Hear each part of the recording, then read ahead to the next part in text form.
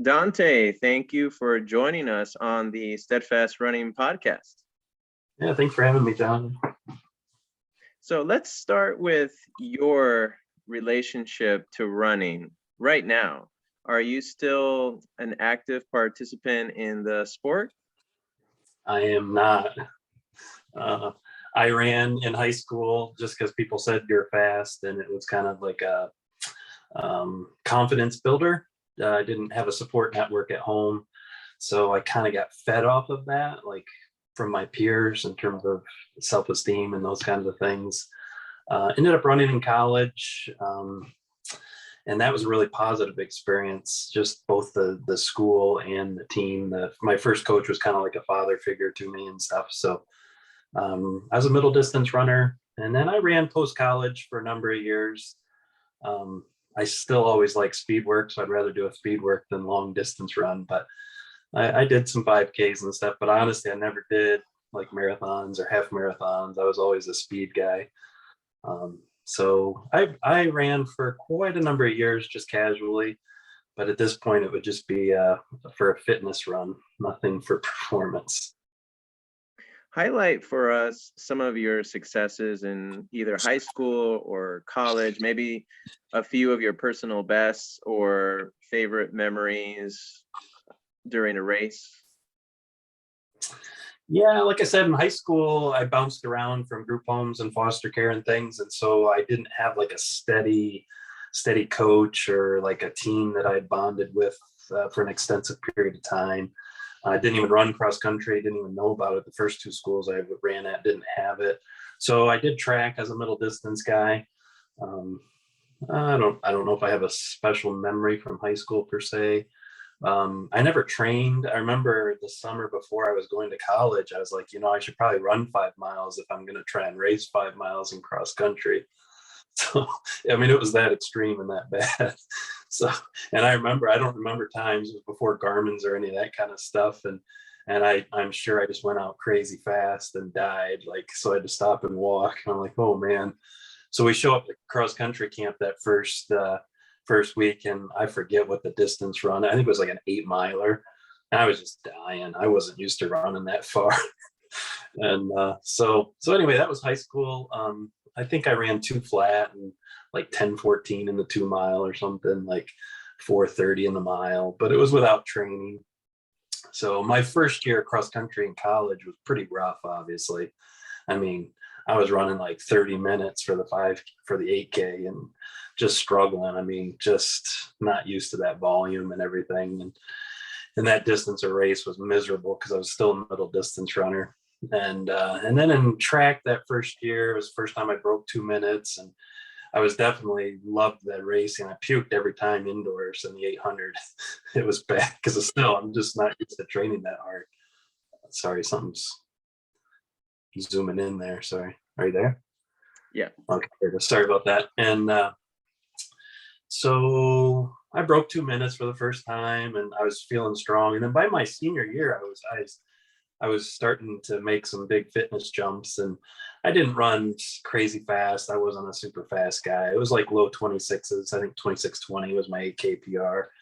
And I ran 154 split at Penn Relays. So that was probably my fastest, but that was definitely the highlight for me experiential wise. I was the slow guy on the team, so I was running scared. I was like, I just got to get the baton to Rono. I just got to get the baton to Rono and not mess it up. He was our Kenyan anchor that was crazy fast. So I was running scared the whole time because, I mean, I wasn't that fast. You know what I mean? And in my mind, these were all D1 schools and huge arena, and I didn't feel like I belonged there.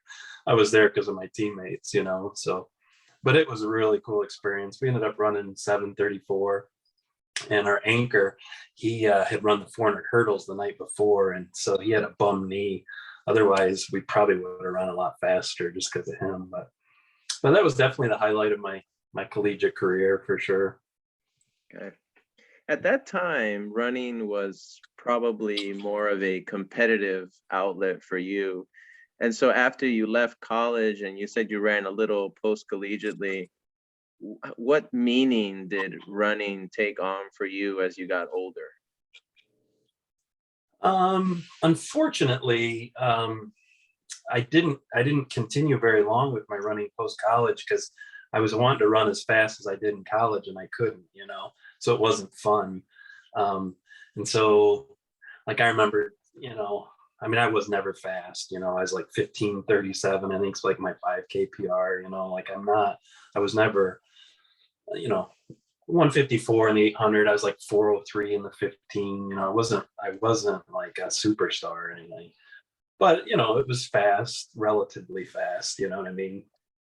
So, so I didn't like pursue it for times really. You know what I mean? Like I just I honestly, what I loved the most was speed workouts. So I would literally just go get the spikes and go up to the track and just pound out speed just because that's what I loved. I just like to go fast. The only thing that was better by my senior year in college and then those first few years out of college was I could crank on a distance run. So we never trained smart in college. Like we just raced all the time. Like so I remember like post collegiately, if it wasn't below 7 minutes, like I had no desire to do it for like an easy run. So like I was running sub 6 for some distance runs in college. Like that was no big deal. Like so when I started to get to the point where I was like over 7 minutes for distance runs, like I just hated it. It was miserable. I didn't enjoy it. So unfortunately, just some of that time stuff, I wasn't smart. You know what I mean? It's like I didn't understand, and I didn't, and it didn't help me because I could have had probably more fun with it. It could have lasted longer per se. And now you're just so far out of shape and old, it would just never. So I honestly didn't run a whole lot post collegiately. Yeah. It sounds like you already started to answer this question, but what lessons did you take from your running career into your coaching career? Because when you were running in college, you said training wasn't the smartest. So can you maybe give us a couple examples of how you've grown in your understanding of proper training? Yeah, that definitely did play a role into it. I was oblivious to the X's and O's for sure. And post collegiately, I started to get exposed to that. I started doing some reading and research, and in hindsight, it's like my teammate, the guy from Kenya. Looking back, I'm like, holy cow! Like to this day, I've never met an athlete with that much raw capacity and that kind of range. He would go out and triple jump without practicing triple jump, like and jump 48 feet on like a 5 or 4 step approach. Like he high jumped 6'6" one day by hurdling it because they don't do the Fosbury flop. I mean, that kind of power and explosiveness mixed with aerobic capacity. Oh my goodness, he would have been like a deadly steeplechaser, like world class. Like, and he did. Like when he was in juniors, I think he finished 4th behind the guys that won 2, 1, 2, 3 in the Olympics. Like when he was like a kid, he definitely he could have went on and run unbelievable with proper training, and opportunity. Like so I did start to get exposure and better understanding, and it fueled that passion, because you want to help other people have reach their potential or capacity that they might have, kind of thing. And it was just intriguing and fascinating. So that definitely helped spur me on to become a student of the game, which I wasn't in college. On a personal level, probably the biggest thing was probably self-esteem issues, like ego and kind of some of those things, because I didn't have a healthy structure at home. So I was getting fed off of running because kids would say you're fast in high school. I came from a small little rinky-dink town, so I could beat everybody, kind of thing. And I wasn't really fast, but to them I was fast, and it fed my ego, it fed my self-esteem, but it was also an unhealthy mix because now running had to give you self-worth. And that wasn't a healthy thing, because as soon as you didn't get that, you were in trouble. And so then you go to college and you're no longer the fast guy. You can't get that. So I remember my freshman year, there was a guy on our team that was from Buffalo who was fast, and and I looked up to him. He was fast. if I would have beat Rob Jones my freshman year, my head wouldn't have fit through a doorway because I beat Rob Jones. You know what I mean? It was that kind of feeding of your self-worth. But by my senior year, I mean, he was still faster than me. It was just a circumstance in a race that I beat him one day. And by that point in my life, I was healing and growing and transforming. And so running didn't have the same relationship with me anymore. And it didn't matter if I beat Rob Jones or not. And so when I got into coaching, I know that that similar struggle is still there for athletes in terms of self-worth and value. And sometimes running can have an unhealthy dynamic there. And that leads to being afraid of races or anxiety or all kinds of, or cockiness. And it's just a complex, relationship there. And so that definitely spurred me on, because my first coaching experience was at a tiny little school in Kentucky when I was doing my master's work. And I had a range of athletes. I had athletes that were the top in the state, and then I had athletes that were getting dead last in the race. And the ones that were getting dead last in the race, they really liked practice. They loved being on the team. They enjoyed running, actually. They enjoyed the camaraderie, but they hated race day because they would get dead last. And so it was actually our trainer who ran for Nike Boston. She was ran for Penn. It was her that actually turned me on to this and really helped me start to better understand it. But there was a quote, and I can't remember if it came from her, but her philosophy was still there. Victory comes when you overcome your own limitations and not each other. And I really bought into that. I really believed that. And I really began to engage that experientially with my athletes, and it set them free. Like when they could start to reprioritize and focus on their goals and their accomplishments, not compared to somebody else, they started to find more joy in racing. And that was fun to see. Kids that didn't like racing start to get excited about their races because of what they were accomplishing had value. It wasn't linked to somebody else's performance that they couldn't control. And I still believe that stuff. There was a previous AD that I coached under here at Spring Arbor, and he said comparison only leads to two places. You either feel inferior or superior. And there's truth to that. That's where the cockiness comes in. Somebody thinks they're better than somebody else because they can beat them in a race or they can dunk on them. And I don't personally find it helpful, though. I understand it. It's a tough tension there, because racing is good because it brings out the best in everybody, but it's real easy to compare yourself and rank yourself as a result. And sometimes that can get really complicated, I think, for an athlete, and eat them up and chew them up and spit them out the back end. In terms of when they start to feel inferior. And I think it can lead to the unhealthiness when you get the cocky ones that think they're better than everybody else. And maybe they are, but they hold it over other people. And so anyway, that's a long rambling answer, but definitely my own running journey tied into experiencing and wrestling with that stuff and having to grow myself through those processes has affected and shaped how I coach, kind of thing. That's really well said, Coach. So many runners get into the sport seeking validation in one way or another, and I think they lose that playfulness aspect of running. So who are the people that taught you or that you still look up to and model yourself after? So your mentors, in other words. My first college coach was my father figure, for sure, just because that was such a void in my life. I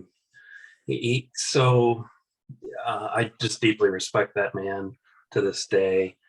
And that wasn't so much X's and O's. It's just somebody that paid attention to you and valued you and cared about you. And so it was a special dynamic and a special circumstance that created that bond and that connection that, you know, I still have for him inside. It's, you know, for sure, that's number one. And I actually only had him, he was only my coach for one season.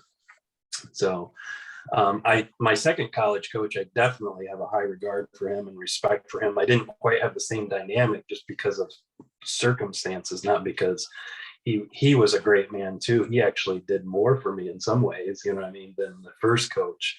It's just that first experience was so powerful that it kind of imprinted on me, because I didn't have that imprint kind of thing from another dynamic. So definitely both of them were very, very influential though, and key in my development and journey. Yeah, thank you for sharing that about your dad. You also mentioned in our correspondences via email prior to this interview that Coach Renato Canova has had a big influence on your coaching. Could you go into that a bit more? Yeah, so I'm 50 now this summer, so the information age has really changed things. Like I'm fascinated by the shift. Everybody's like, oh, everybody's running so fast right now, and they are. And I really think shoes obviously make a difference, but I think when I first entered into trying to learn about coaching, it was difficult to get your hands on information and to gain that knowledge. Like, so it was through books, which isn't, and then beyond that, it's like you had to go to a conference to listen to a coach speak. And then when you went to that conference, it was hit or miss how much they really shared and how much they could get into, and then how much I could even comprehend, because they were working with a skill set that I didn't have all the framework they had. So, and even when I started my collegiate career and I tried to amp that up even more, the information age was still just kind of coming around. And now it's like, oh my goodness, I could check right now and see what any runner around the world did for their workout yesterday on social media or something, like. So by the time I hit Renato's, that came later in my coaching journey. Martin and Co were my first exposures to better training for distance runners, and that's an unbelievable book. It's kind of like the Bible in a sense. Like, it's so foundational. It's got everything from science to more science than I can comprehend to more practical application. And then Daniel's book was the second one. And along with Daniel's came a DVD set I had gotten from the previous Villanova coach. And so basically what came out of that is I was a middle distance runner. All I did was speed work, but I started to learn and better understand the aerobic side of things, lactate threshold and stuff. And that's where I began my journey with that. And then so I studied, like I went to conferences with B Hill, which really expanded that. And so by the time, and so in college, I'm playing with all those things when you're coaching, and School of Hard Knocks, making mistakes. Unfortunately, I overtrained some guys and different things, like just figuring that out application wise. But I felt pretty comfortable with what the framework I was using. I'm not claiming that I really understand anything, but some framework definitely was working. Whether I understood exactly why as a scientist might, there's something there that they've helped me understand and train. So like the Villanova coach was talking about how he used to hard, easy, but hard was like crazy submaximal and easy was super easy. And that was their pattern. Hard, easy, hard, easy, hard, easy. And then late in his career was when they were the exposure of lactate threshold. And so he's like, do these 1K tempos or 1K repeats at tempo type pace. And he's like, coach, this is ridiculous. I'm walking, it's like nothing compared to the 1K repeats he was used to. It's like, this is not going to make me faster. And then lo and behold, end of his career, runs a PR in the mile off of doing, quote, slow 1K repeats kind of thing. And so there's definitely something there. And so I was experiencing the same thing in terms of seeing incredible progression and development. Anyway, long story short, so when Renato, when I started getting exposure to him, he said things that I just hadn't heard before. He really challenged me in ways that no offense, those other clinics gave me great foundation. They helped me figure the things out that I was doing that were working. But Renato really, I wish there was a book that he wrote. I wish there was more access to him, because I feel like I could learn a ton from him. Not that I can't learn more from those other great coaches, because I still don't claim to fully understand the framework that they're operating from. But Renato really, and so I don't claim to understand Renato or all the ins and outs of his approach, but little snippets he'll say, I'll be like, concept wise, philosophical wise, I'm like, I agree with it, or I buy into it.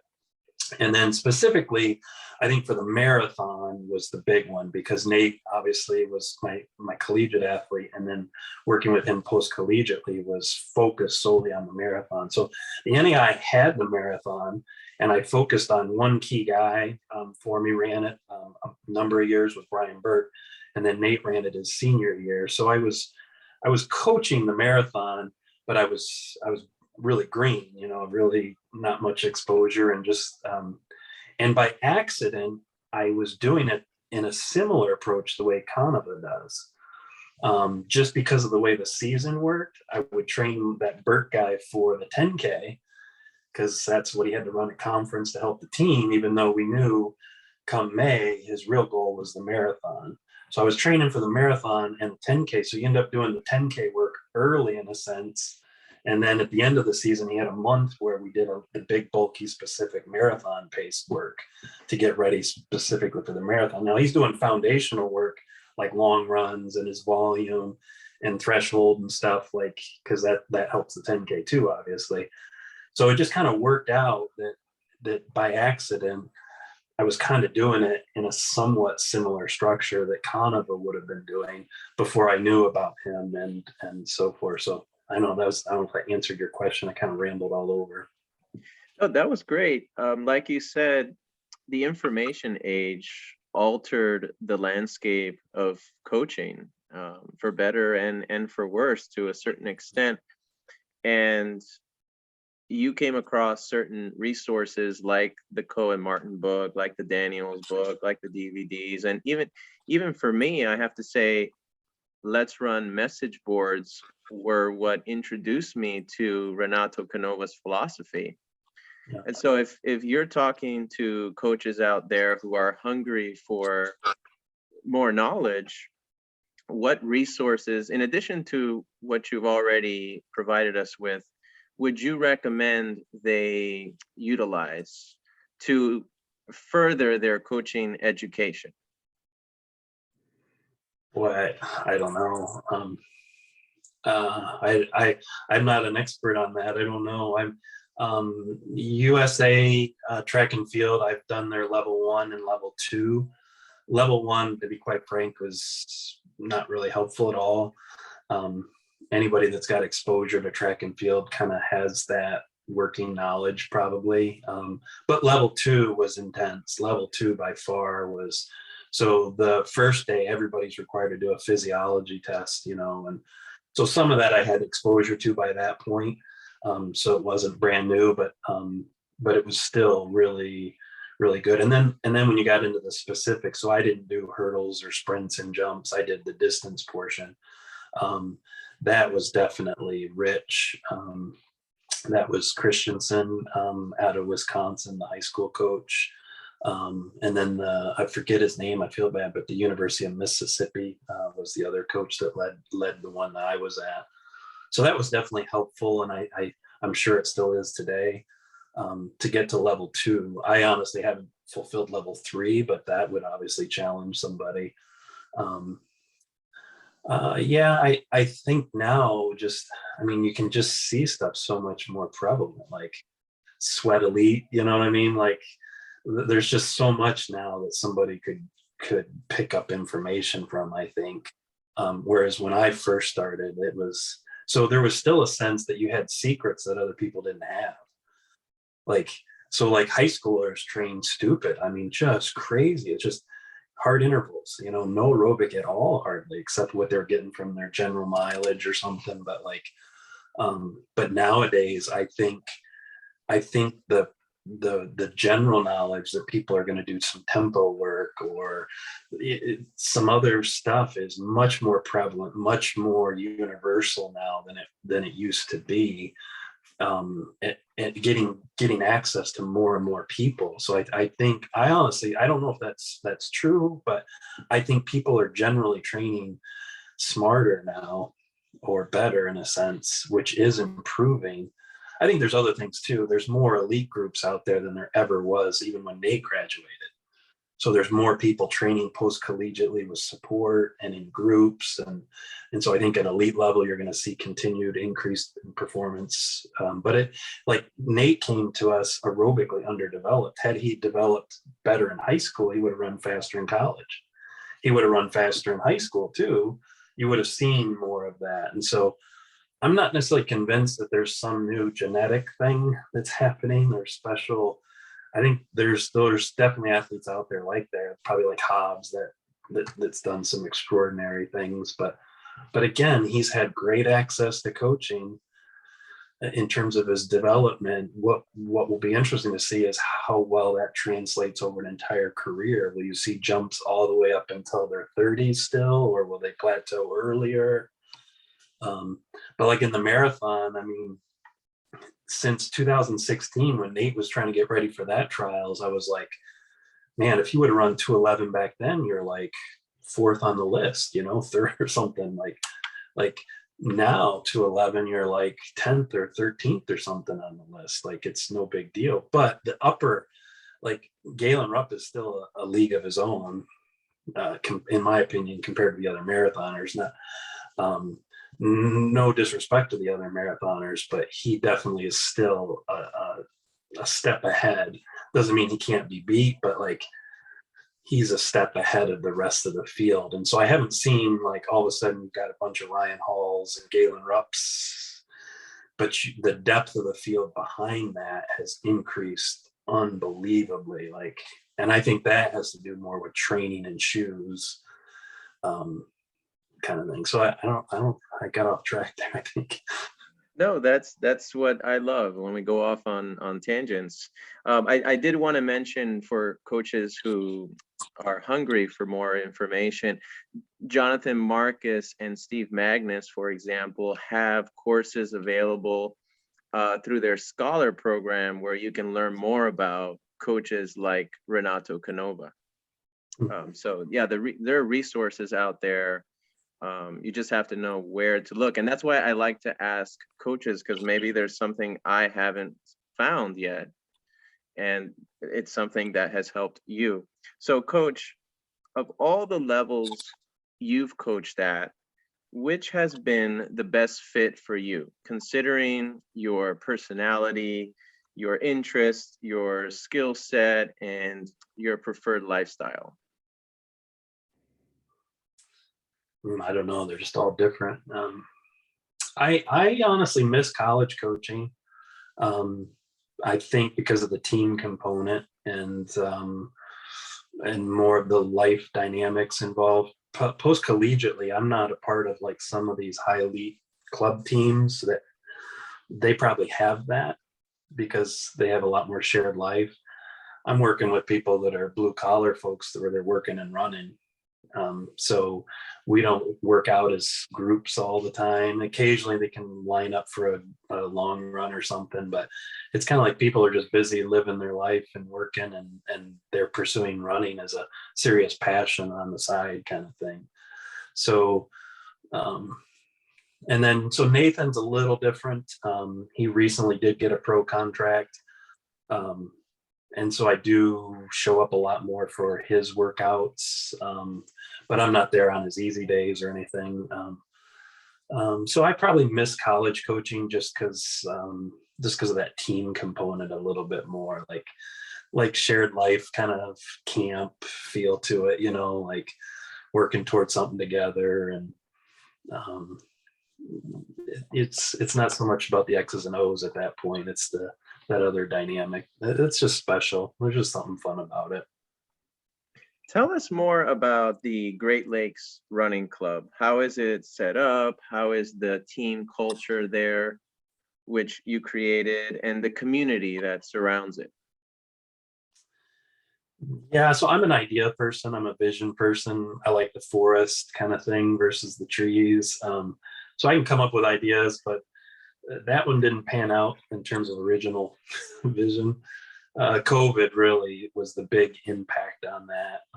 I had dreams of it becoming more of a community club and helping all levels of runners. The other problem is Jackson is very small. Jackson's not a big metropolitan area. If this was in Grand Rapids or Detroit, or a place where there's more runners that are just more runners that are interested in running at whatever level, I think would make it a little easier. So between COVID and that, it never really took off. Originally, the goal was so Nathan, post college, he could have joined an elite group. So we looked at like Zap Fitness. He had the qualifying times. I think Minnesota Elite at the time. He wasn't fast enough to do something like with Rupp and Nike, but like those other groups, there were some other groups out there at the time. But he came from a difficult family life, didn't have a car. He needed glasses, he had cavities, he just needed a lot of support and getting on his own 2 feet. So he lived with my family right out of college for a couple of years. And so it just wasn't feasible to just pack up, because those groups weren't still fully funded groups. It was kind of like show up, you get some aid, but you'd have to do a job or something, and he didn't even have a car to get there kind of thing. So he just wasn't ready for it. So he was substitute teaching and coaching. And then there was a period of time where I wasn't his coach in there. And then when we started coaching again, I told him, I was like, Nate, I think you need to go to a group, an elite group. And by this point, they're all over, I think he would be better as a result. He doesn't need him to pace him, like pull him through it for a hard workout.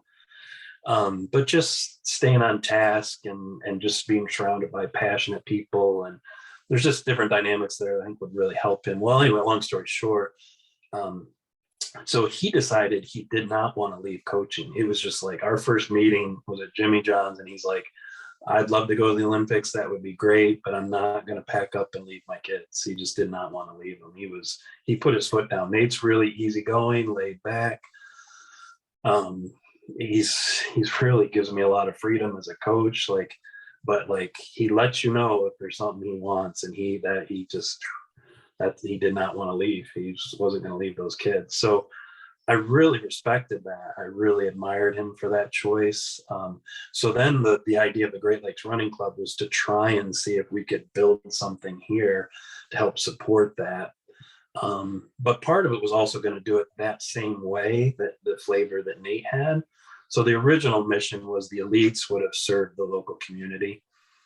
So it wouldn't have just been this elite where you come and get all these benefits because you're elite, but it was more like serve. But hopefully in the process, get some benefits, race entry and that kind of stuff. And then even maybe a sponsor would sponsor that group because of the mission more so than we're producing gold medals or something. And it just didn't fully pan out because COVID hit right afterwards.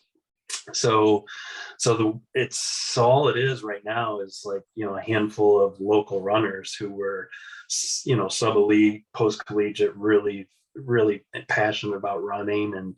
And so we still just originally you weren't required that I coach you to join the group. I wasn't necessarily trying to do that. But more and more, it's just kind of worked out. The guys in the group and the one female we have, I do coach. But so it's I don't know, it's weird. It's not really a club per se, you know what I mean? Like some high-powered official, but it's still there. I don't know what the future holds, if it will take off. 2 Times You just started sponsoring Nate, and they just gave us a bunch of free gear. And I don't know, it'd be kind of cool maybe if that did happen. And stuff. But either way, it's just a few people that just love running, and so there is a little bit of team stuff, like Shamrock Shuffles this weekend in Chicago, and we're doing it as a club team. We went to cross country club nationals one year, so it has a little bit of the flavor. It'd be fun to see if it develops or grows, but I don't know if it will or not. Your situation right now, are you coaching this group full-time, part-time? Are you doing some online coaching as well?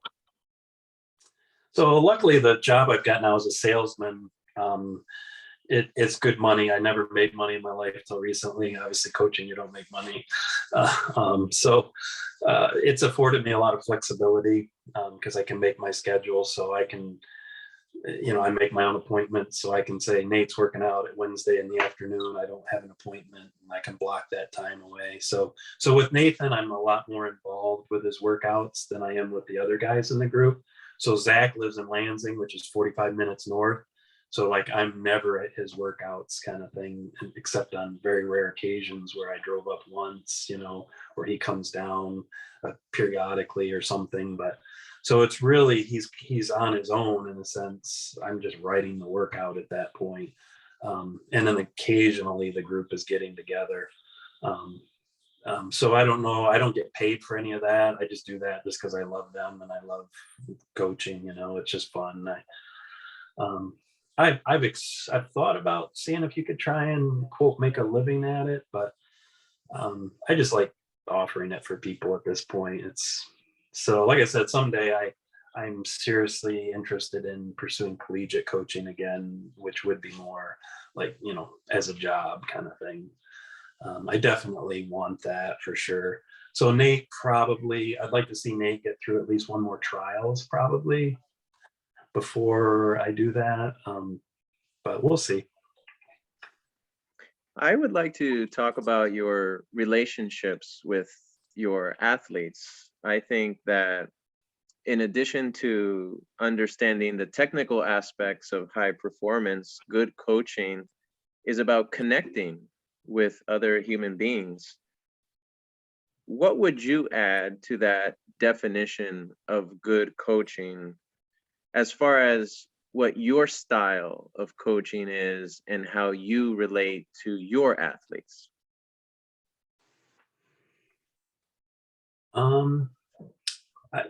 Like I said earlier, I care about people. I just love people. I because of your own pain, you can maybe empathize with somebody else's pain, kind of thing, or something. So I've developed empathy for people in general. I think I just care about people, whatever they're going through, kind of thing.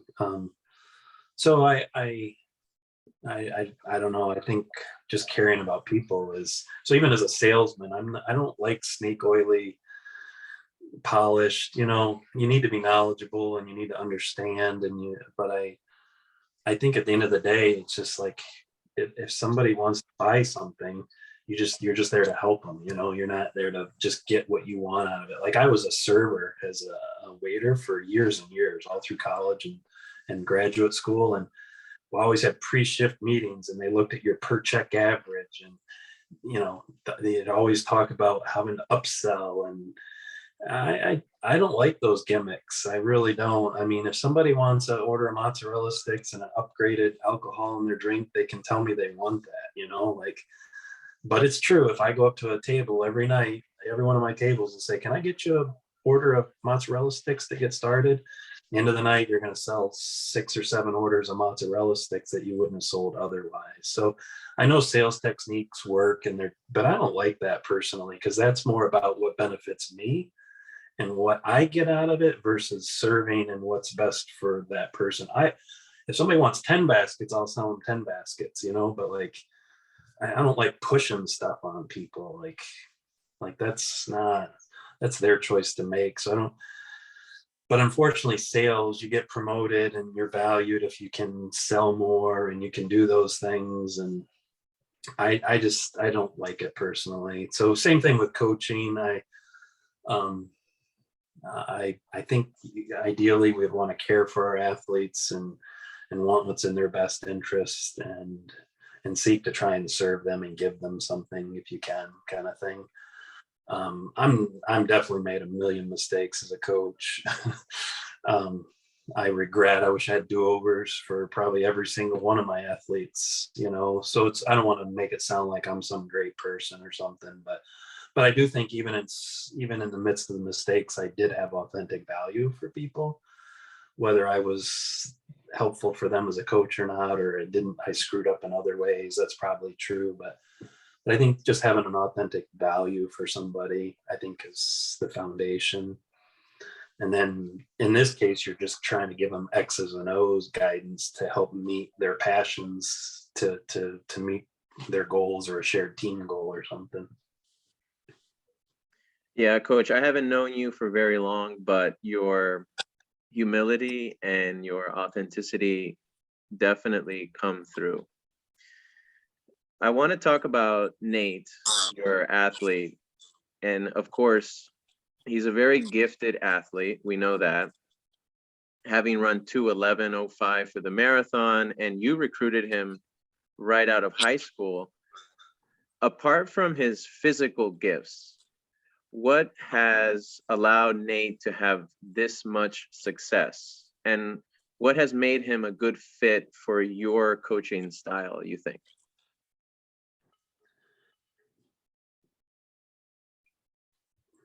Are you there? Sorry, he was actually just beeping in calling me.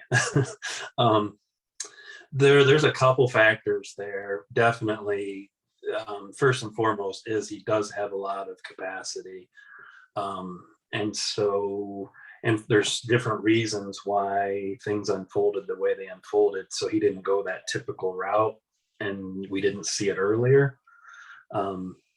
He ran fast in high school, 4:15 in the mile, I think 15:37 in cross country, and he was like third or fourth in the state kind of thing. So he was one of the top Michigan runners. I don't know why he wasn't getting a lot of college heavy recruiting. He was getting some letters, and it wasn't getting a lot of personal attention in the recruiting process. And so anyway, we were expanding the program at Spring Arbor, so I was out beating the bushes trying to recruit at local indoor meets, and I was handing my card out to coaches telling them we're expanding our program. And so his high school coach, Gene Schroll, is the one who introduced me to Nate,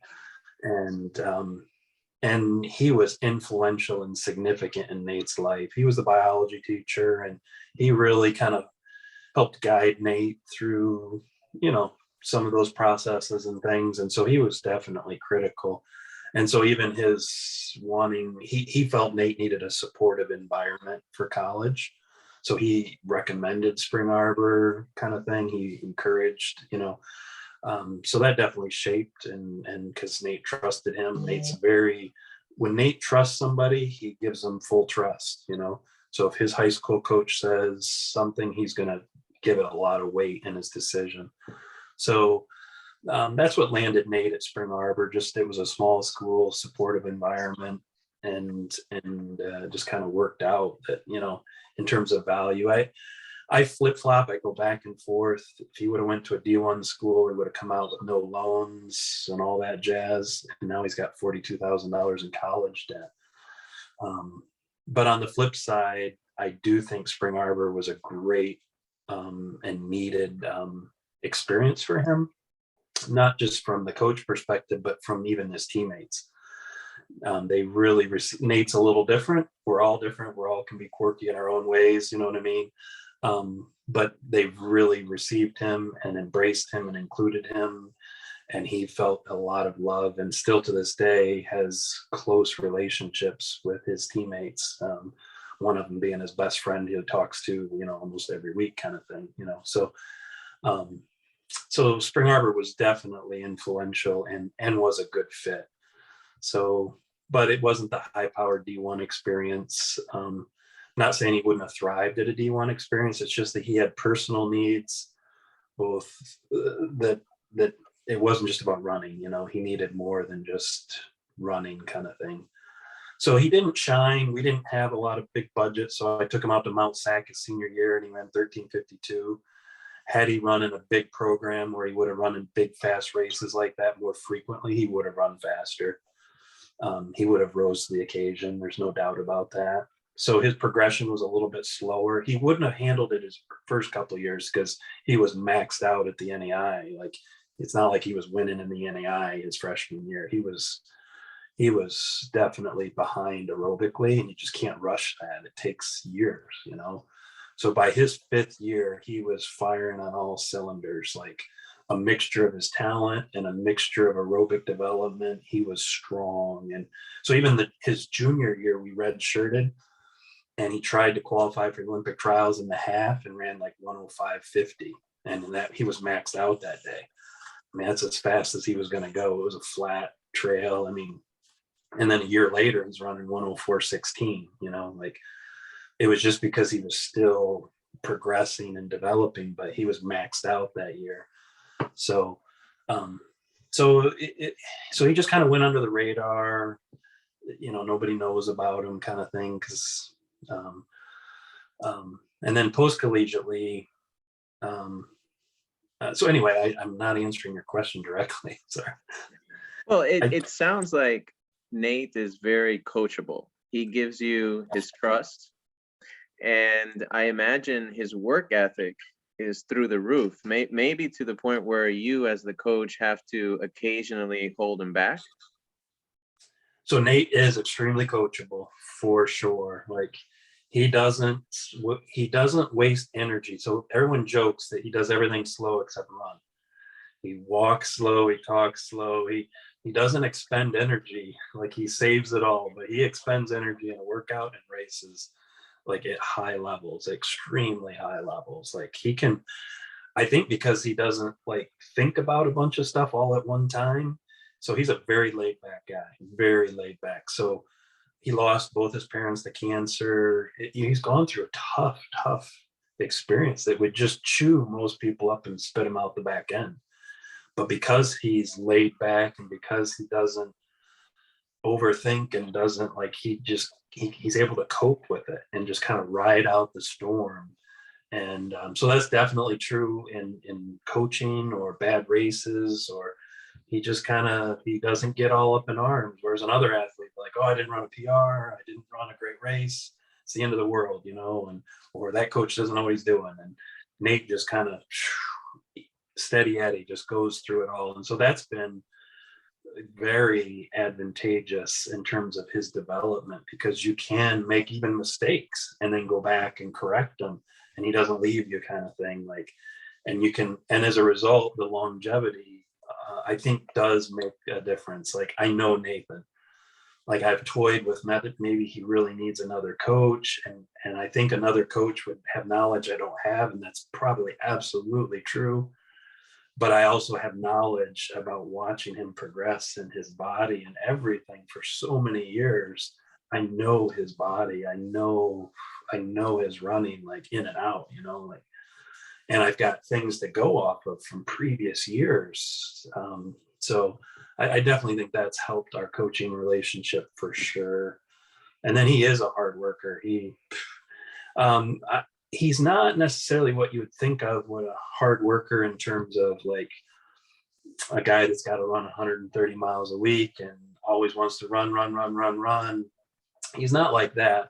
But when he shows up for business. He shows up to work, you know, like he's there to work out. Like he does not need people to pace him in a workout. He has an ability to push himself. Like he's not driven to beat people. Like, I don't know how to describe that. So he doesn't need extrinsic motivation in the practice to run fast. He's in tune with his body, and he's in tune with pushing it, and he'll show up and he'll push it. And you'll give him guidance for time or structure and what we're doing.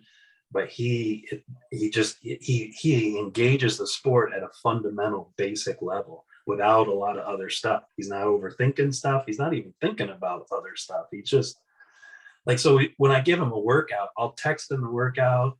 I'll tell him what we're going to do next week. I'll pre-prep all that. And then it's still literally without like, right before the workout, well, what am I doing again? Like he doesn't stress.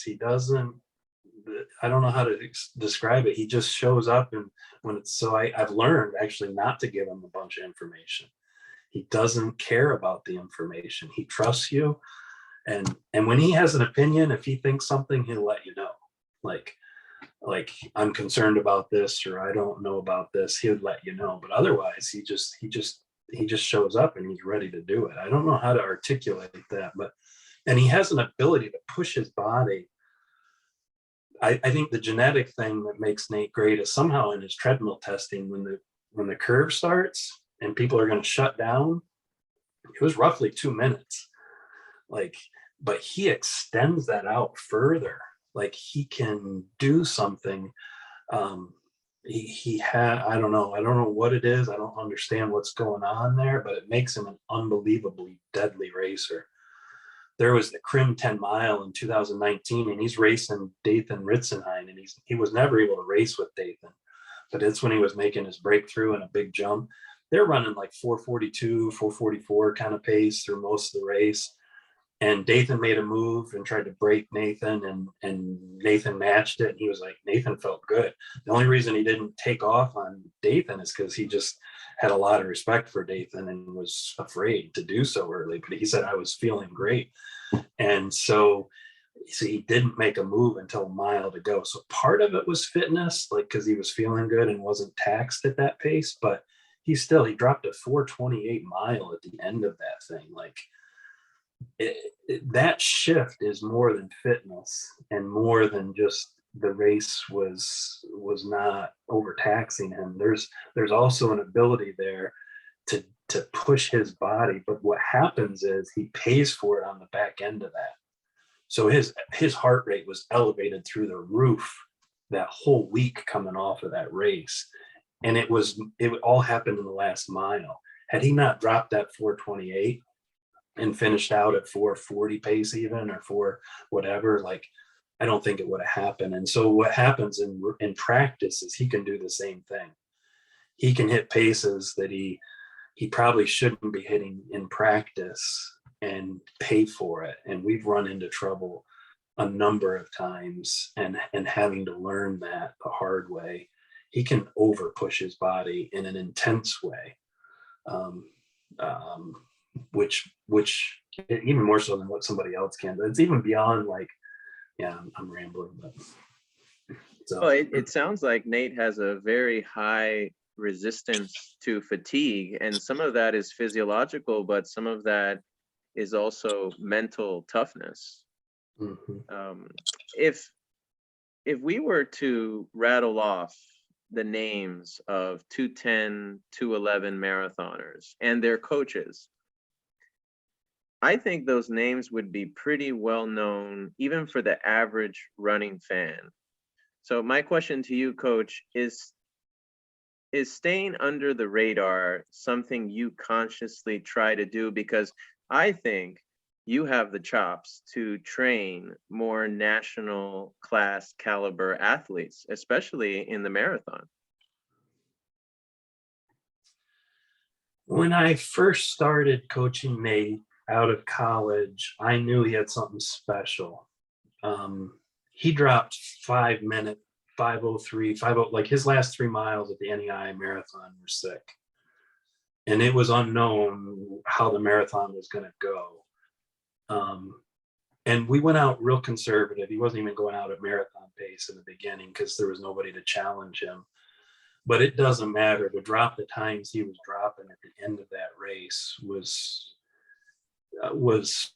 pretty special. That was, and I knew he wasn't done developing because he started late. He wasn't done. His threshold was still going to move. I'm sure his VO2 max, everything was still going to progress for that guy. And so I didn't know what his ceiling was, but I was like, I bet you he could run 210 is what I thought in college. I didn't know if he was going to ever run faster than that, but I felt like he could run 210. And at the time, 210 would have done something special in the US. But I didn't necessarily feel comfortable with the marathon. I just had a little bit of experience because of the NEI and coaching some guys. And so that's when I found Renato. And so I was trying to get my hands on stuff to to work with Nate post-collegiately. And so we ran into Gavin Smith online. And so Gavin actually started writing his workouts, and then I would just implement them. And then some issues kind of happened with Spring Arbor and dynamics there. So that's when I just backed away from Nate. And so Gavin coached Nate for, I think, 2 years there. And then Nate coached himself for a year, and I didn't even know that. And so then in 2019, I started working with Nate again. And I think I'm not some great coach, except I knew Nathan and I knew his body.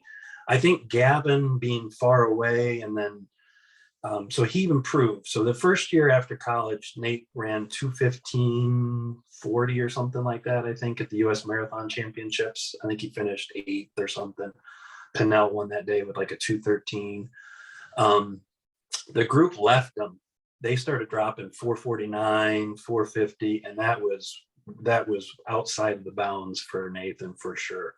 He's a very smart racer. He knows his body. I don't coach him in racing, like, except general guidance. He knows how to save, if he can push, if he can't push. He is in tune with his body. So he let him go, and it was a smart racing decision. Other guys would have tried to go with him, I think. And then they did. They come off the back end and he passes them all. He's done that numerous times in races. Like, he's like, even the marathon project, he was nowhere near those in the top 10 with like 2 miles to go. And it was a different setup. Everybody was going for it that day for a time. And so those guys come off the back end and he passes them. So Nathan ran 2:15:47, whatever it was. He was maxed out. He was not going to run any faster in the marathon that day or the next day. It was a perfect race, perfect execution, maybe on a flat course a little bit faster, but he was maxed out. That's where he was at, in my opinion, marker wise, and not capacity, but fitness wise. That's where he was at. Gavin got him down to 2:14:33, and he ran that twice. He ran it under Gavin, and then he ran it the year he coached himself, which is kind of funny. The same exact time down to the second at the same race. It was CIM. But when he ran it, when he was coaching himself, his training was definitely not up to par, and he hurt really bad from that compared to when he ran it with Gavin. But I think Gavin helped him with strength development, the on-off running, like rollover type intervals, which we didn't do in college, and just his general overall strength, aerobic resistance kind of thing. Like, it wasn't actually, he hadn't gotten any faster with any of his markers, or what I would call threshold stuff or something like that. Like, he wasn't making gains anywhere, but he made gains in the marathon. And I think that was just sport specific. I don't think that was because he was at a new level. He wasn't at a new level. So in 2019, I was just like, that shouldn't be. Like, I didn't understand, because his markers were always on the move because he was so far underdeveloped. Like, and I know as you progress, those things are gonna, change and not move like they would in college per se, but they hadn't moved. Like, in college, he was a low 250 for threshold. We never did lactate, strip testing to know exactly how many millimoles, but it was somewhere between low 450 and 455. He ran 104.16 for his half. I mean, there was just a number of things. It was somewhere in there. And when we would train, that's, his heart rate would be, if he's doing mile repeats at 450 pace, it's like at 170 kind of thing, like, so everything, I'm pretty sure his threshold was somewhere in there when he was doing that. But post-college, it hadn't shifted, like under Gavin and then by himself. And so in 2019, we just went back to the basics, and restarted. And I was just hoping for his threshold to get to like 448, because that makes a big difference in all the races, just a couple seconds, and it went way better than that. Like, he made this monster jump. And I think it was because in college, he didn't have the strength to handle the volume of the tempo that he could handle later. Like, so in college, you're starting off with 5 by a mile, and that's a tough workout. 6 by a mile he could do by his senior year, or 3 by 2 or 2 by 4, getting ready for that half race kind of thing. when we were starting in 2019, he could do 15 by a K, like 9 miles worth, or 4 miles at like more like a marathon pace, and then do mile repeats at threshold pace. Like, but he's doing like 9 miles worth or 8 miles worth of volume, and even at one point 10 miles worth, like big. And I think that stimulus, but Gavin gave him the strength, I think, to handle that bigger stimulus. And that bigger stimulus, his body responded really well, and he took off. And so that's where that crim race, he ran 46:56, which is fast. Like, people don't know the crim, but that's a fast 10 mile, and he has more than that. And then the next week, his resting heart rate was high. Like Wednesday, he couldn't even run. Literally, he had to stop his run, because we're talking like 12 beats high resting heart rate on Wednesday. Like, he was rocked. His body was shredded from that 428 drop in the race in general, or whatever. I didn't even think we were going to race. We already booked the tickets, already booked everything. He's like, all right, we'll go, just basically vacation, at least start the race or something, like my wife's the one that encouraged me. That's like, just go, you've already, and it kept coming down. And then like the day before, I was like, well, you better not shock your body by going from like literally hardly even running to jogging, like to dropping 4:45 pace. You better do a 1K. And he dropped a 1K, and he went way faster than I wanted him to. And he felt okay. It's like his heart rate was still about 3 beats high. But I was like, I wasn't convinced he's going to hold up in a 20K though. And they come through the mile 6, and he's with the lead pack. And I'm like, there's still 6 miles to go. I'm like, oh my goodness, he's going to die. I was worried he's going to fade really bad. Like, and I'm over at the finish, can't watch any of the race. And all of a sudden, Leonard Career pops up over the hill. And then behind him, I'm like, holy crap, that's Nate's fluorescent jersey. He's in second place. I'm like, oh my gosh, my jaw I was like, couldn't believe it. I was just like, oh my gosh. And so like that day, it's like he got second, but I was like, people don't understand. Like, he wasn't he was not, he has more to give than what he showed in the crim and that. And I was like, I started thinking too big, I think. And I started to think too grandiose. Like, so in my mind, I'm like, he has a chance at the trials in the marathon, like, and I think he did, but I honestly, I pushed him too hard. That's why the trials blew up and stuff. But I that's all the rambly Ray to say that I think in some ways I've helped Nathan for sure, but I think it's a combo thing. Nate is a special athlete. I didn't want to send the false message that I can take a 15:37 guy out of high school and turn him into a 2:10 marathoner because I'm some great coach. You know what I mean? Like, I think that's a lot has to do with who Nate is and those dynamics. I do think I love the sport, and I've studied the sport, and I'm always learning, I think. And so I think I've been able to help guide it a little bit, but I don't want to present myself as I'm not Renato Canova, you know what I mean? I do think he is the world renowned. I wish, honestly, I wish I could sit down with him one-on-one and really learn from him. Like, because all I can do is read things about him. And but at the end of the day, so I think what I got from Renato, aside from like, he knows the science, but he doesn't coach from the science. Does that make sense? That's a good statement, Coach. Like, he's, and the other part of that though is he's working with athletes that are already well developed. And so what I got from him was the specificity. I mean, it's not rock. I mean, I might be oversimplifying it, but it's like the funnel of Lydiard turned on the side. Like, and he's all about percentages of goal pace and support on both sides. And so for the marathon, I think the biggest thing is just that fast, continuous run. So in college, I told my college athletes to stay away from no man's land.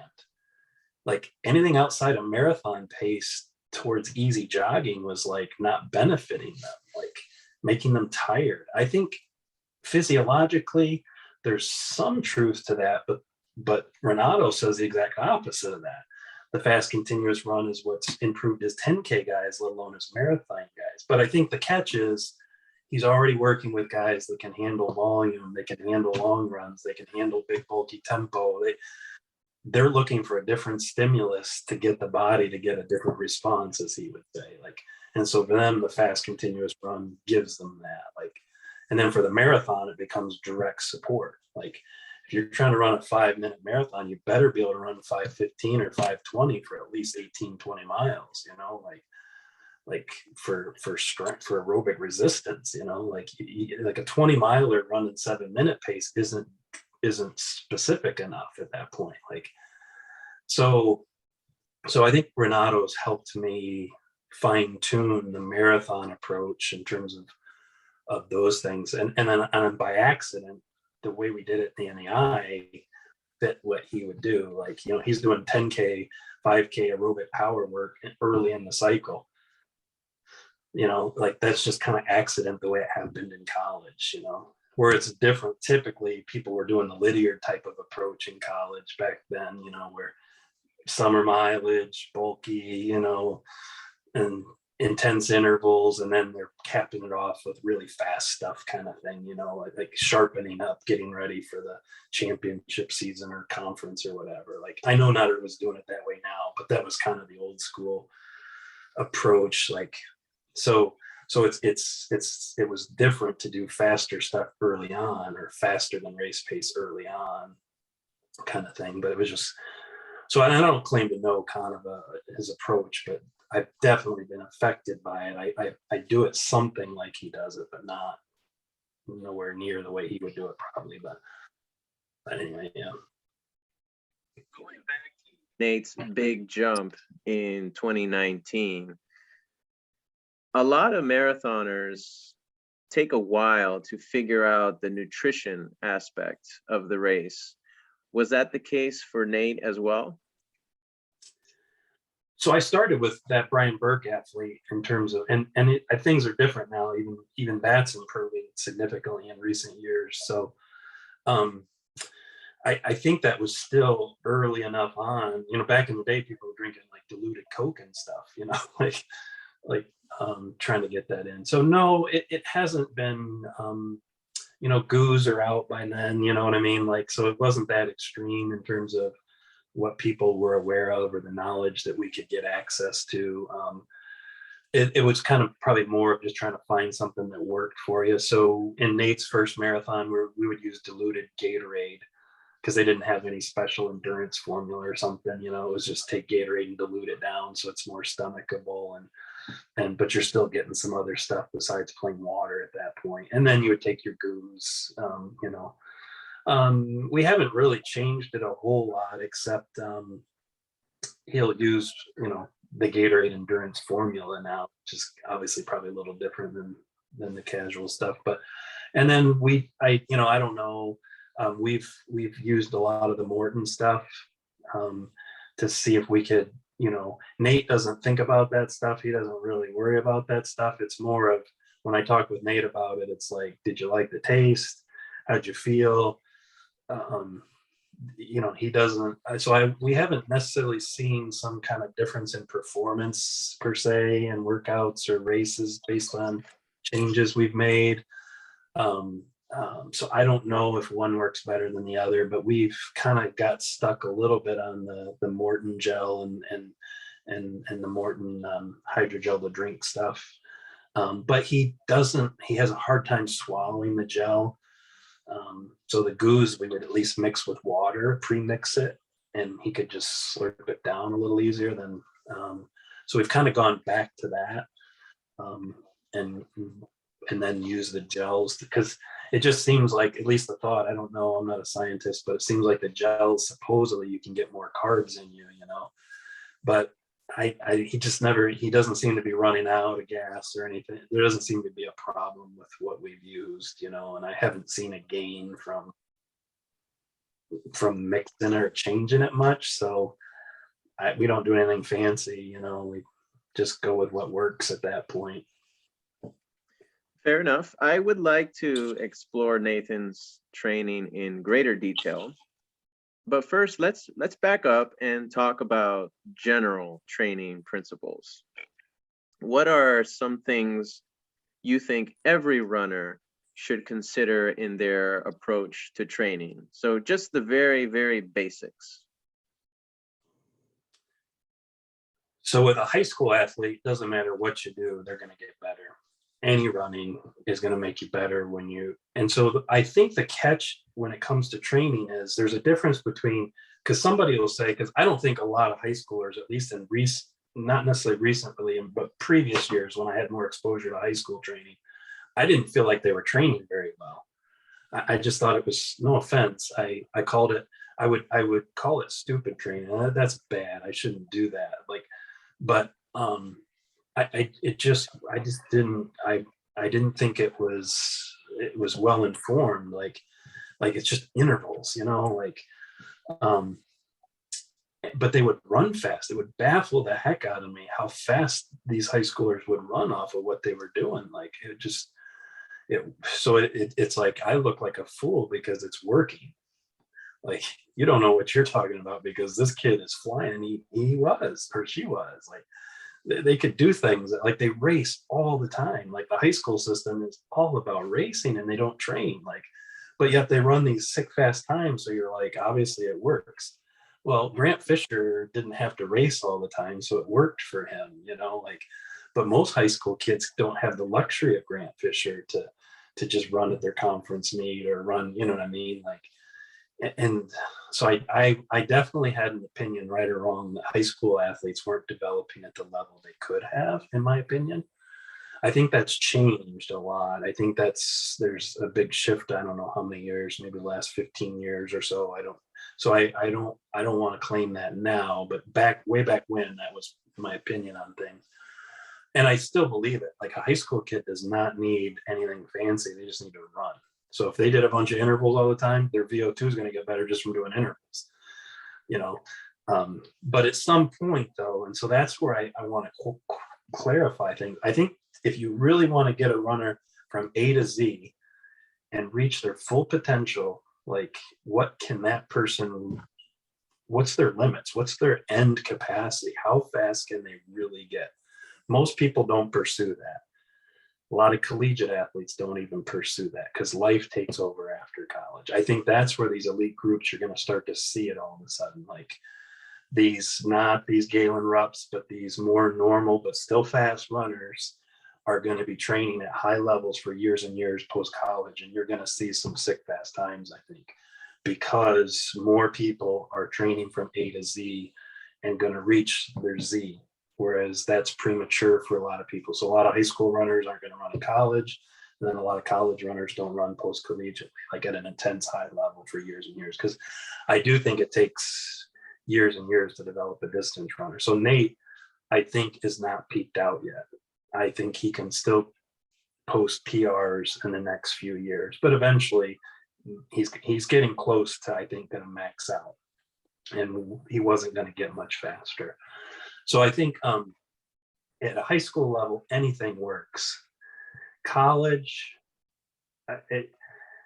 and again, things have changed. I think Nate couldn't handle the workload his freshman and sophomore year because he didn't have it in high school. Had he had it in high school, he could have handled it better in college. And so that jump he made in 2019, he could have made in 2016 probably. And so forth. Like, so, but anyway, the basics, I would say, I think, I don't know, my bias is, and it's because I was exposed to Daniels and that Villanova coach early on, and I didn't know anything about it. I just had a lot of success with the threshold stuff. I know it's more complex than I understand it to be. Obviously, there's other support and other things that happen simultaneously, but I think the fractalization that Vigil would talk about is real. Like I think the bigger, bulkier the tempo, you get more response. And so he would talk about Dina Castor running 10 miles at her threshold late in her pro career, something she could not handle when she was a collegiate runner or just out of college. Like, And I think there is something to that. It may not, I just, it doesn't matter what the event is. I think strength, aerobic strength. So you need specificity, as I like Kanaba might say, so Nate right now, he only runs like 14 flat for a 5K. He ran 13:52 in college, but it's just because we don't train that specificity. Like, otherwise, I think with a year of specificity and focus on it, he could probably run 13:30.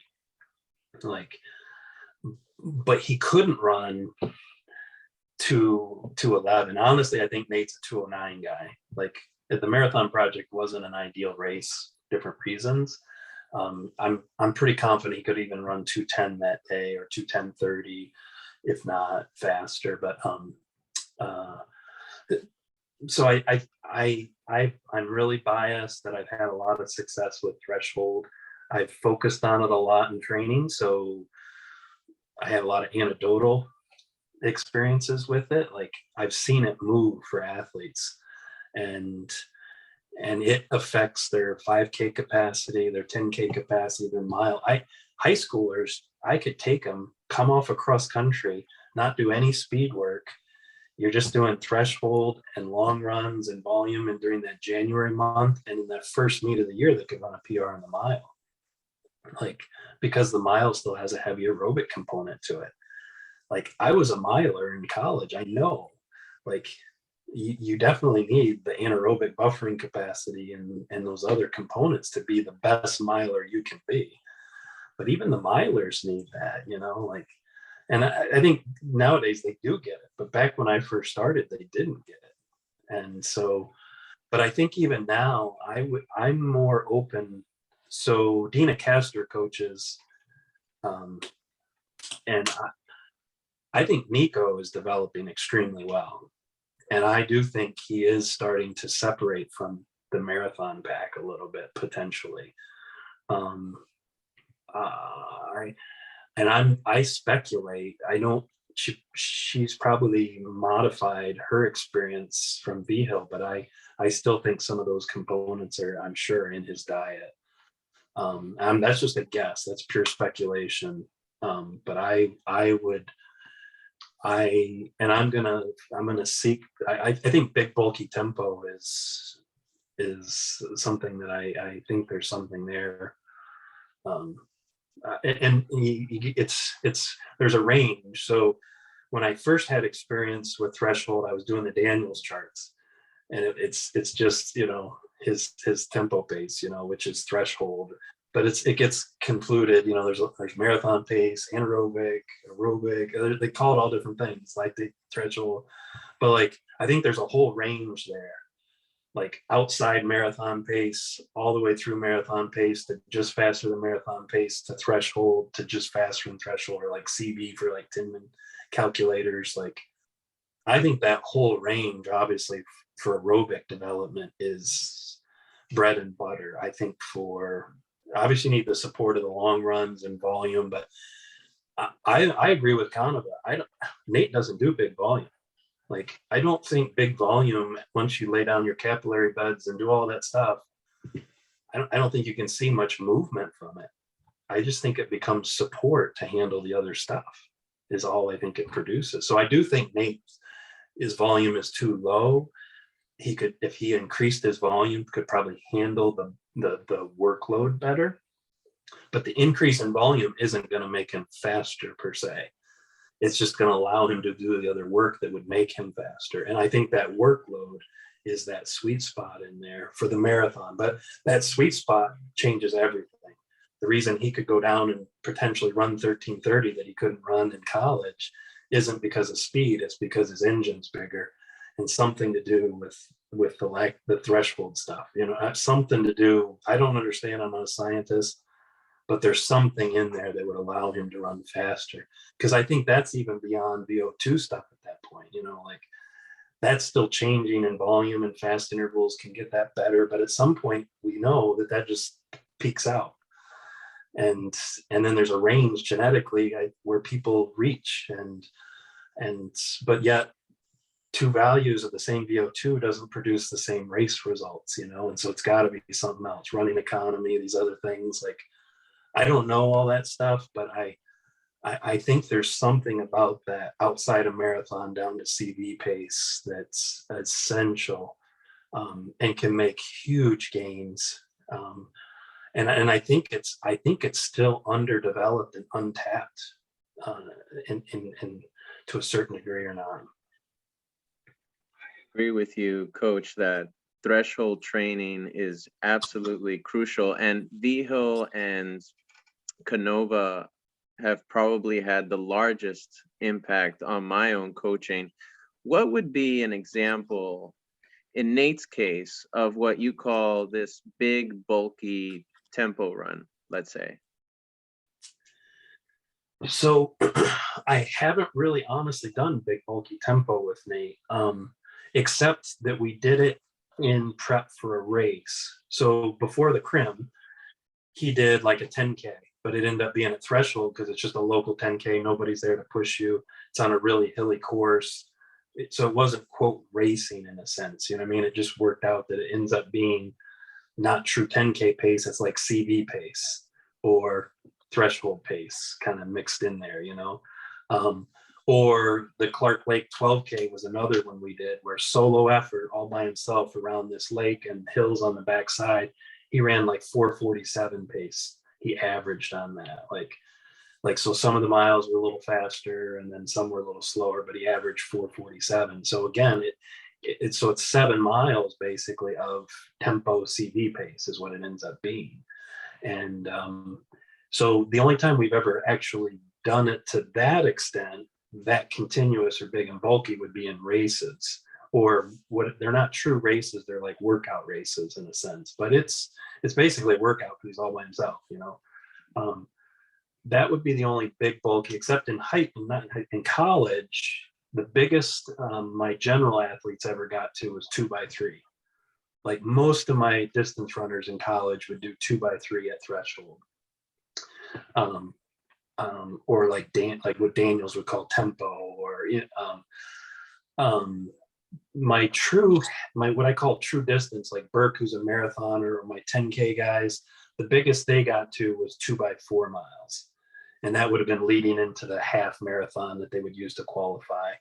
And my experience was they were all able to hit their threshold pace for a half marathon, like, which a lot of guys wouldn't do. So there were guys that could run 25 flat or even faster in the 8K that my guys couldn't touch, but they would beat them in the half marathon because they didn't spend much time training there. Like, so I know it works in terms of getting stronger and moving that their needle would move, their threshold would move throughout their career.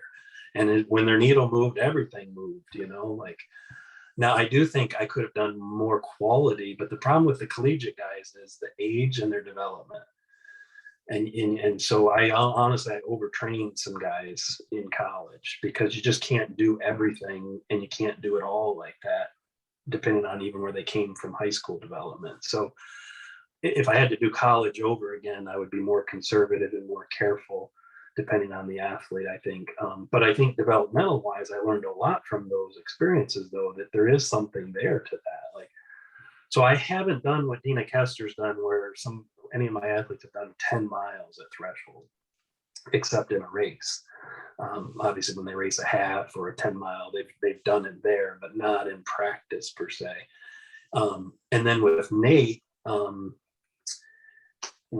what I started doing, because I experienced this in college, I would do something like 3-2-1 with my guys at threshold. And like, I remember these guys were moving, their needles were moving. It was crazy, like great fitness changes. But I also saw overtraining problems. Those two guys in particular, they were running like 85 miles a week on single runs, no doubles. And we were doing that big bulky tempo type stuff, long runs, you know, just normal stuff. But they were cranking, you know, like the one guy, he was like a 15:37 guy. He wasn't like, you know, but for him, that was fast, you know what I mean? And he was probably, I'm convinced he was probably in low 15 shape, like, but he started running into overtraining problems. And so that's when I started, and I think it's more peculiar to the age of that athlete.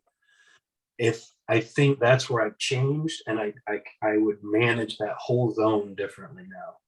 Like, I think threshold, or what Daniels would call tempo, is too fast for the big and bulky for under young developed athletes. I think marathon pace would probably be where I would do the big bulky stuff for a younger athlete. Like, do that 2x3 or 3-2-1 and start 3 at marathon pace, come down to threshold, and then maybe finish with a fast 800 or 1K or mile at like CV or just outside 10K pace. Like, instead of in college, I was still under that old mindset of just training at that specific pace.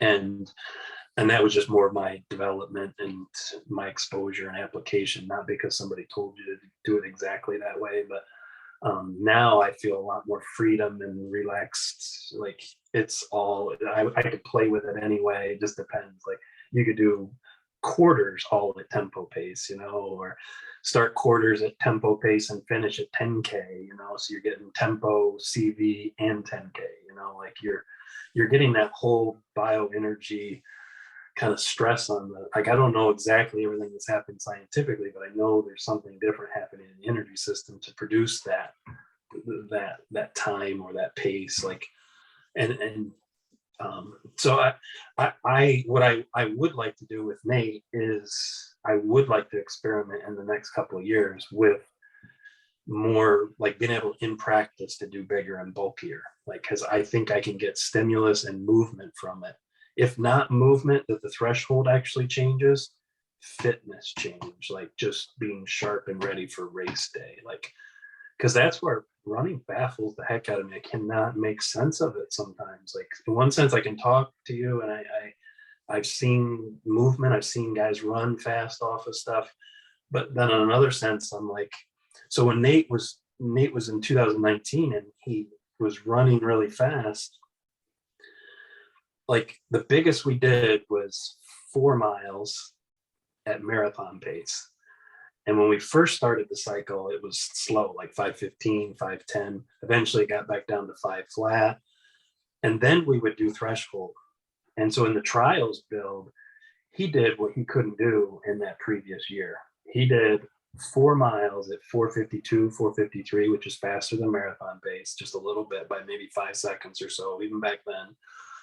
And then he did mile repeats. He did 6 by a mile. And the first one was like 4:44. Then it was like 4:42, 4:40, 4:41, and like 4:39, like with a minute 15 recovery. Well, you can't cheat a minute 15 recovery. Like, and with that volume, so he did 10 miles worth of volume that day. Now, he was tired at the end, but not dragging his tongue. He wasn't racing. Like, those were appropriate times for him.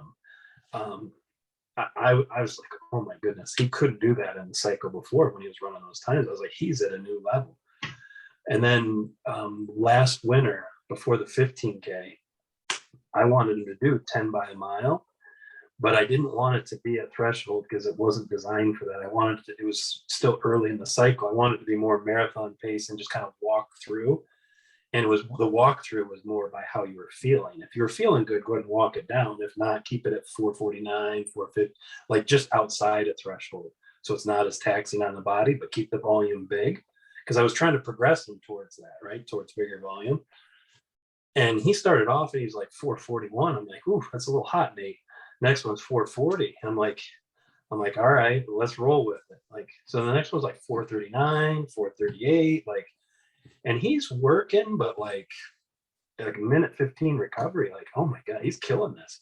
So the only thing was he was working. He could have done it, but I was like, let's drop it to 8. And he drops like a 4:35, like effortlessly on the last one. I'm like, holy cow, he is things. I was like, things are moving. I think I was like, his threshold's moving. And then a couple of weeks later, we did 15 by a K, which we were started to do in that 2019 cycle. And he would hit like 2:54 for a fast one, but most of them were like 2:57, 2:58, like 4:48 type pace, 4:46, somewhere in there. like he couldn't do them all with like 254, you know, like that was just like at the beginning or end or something.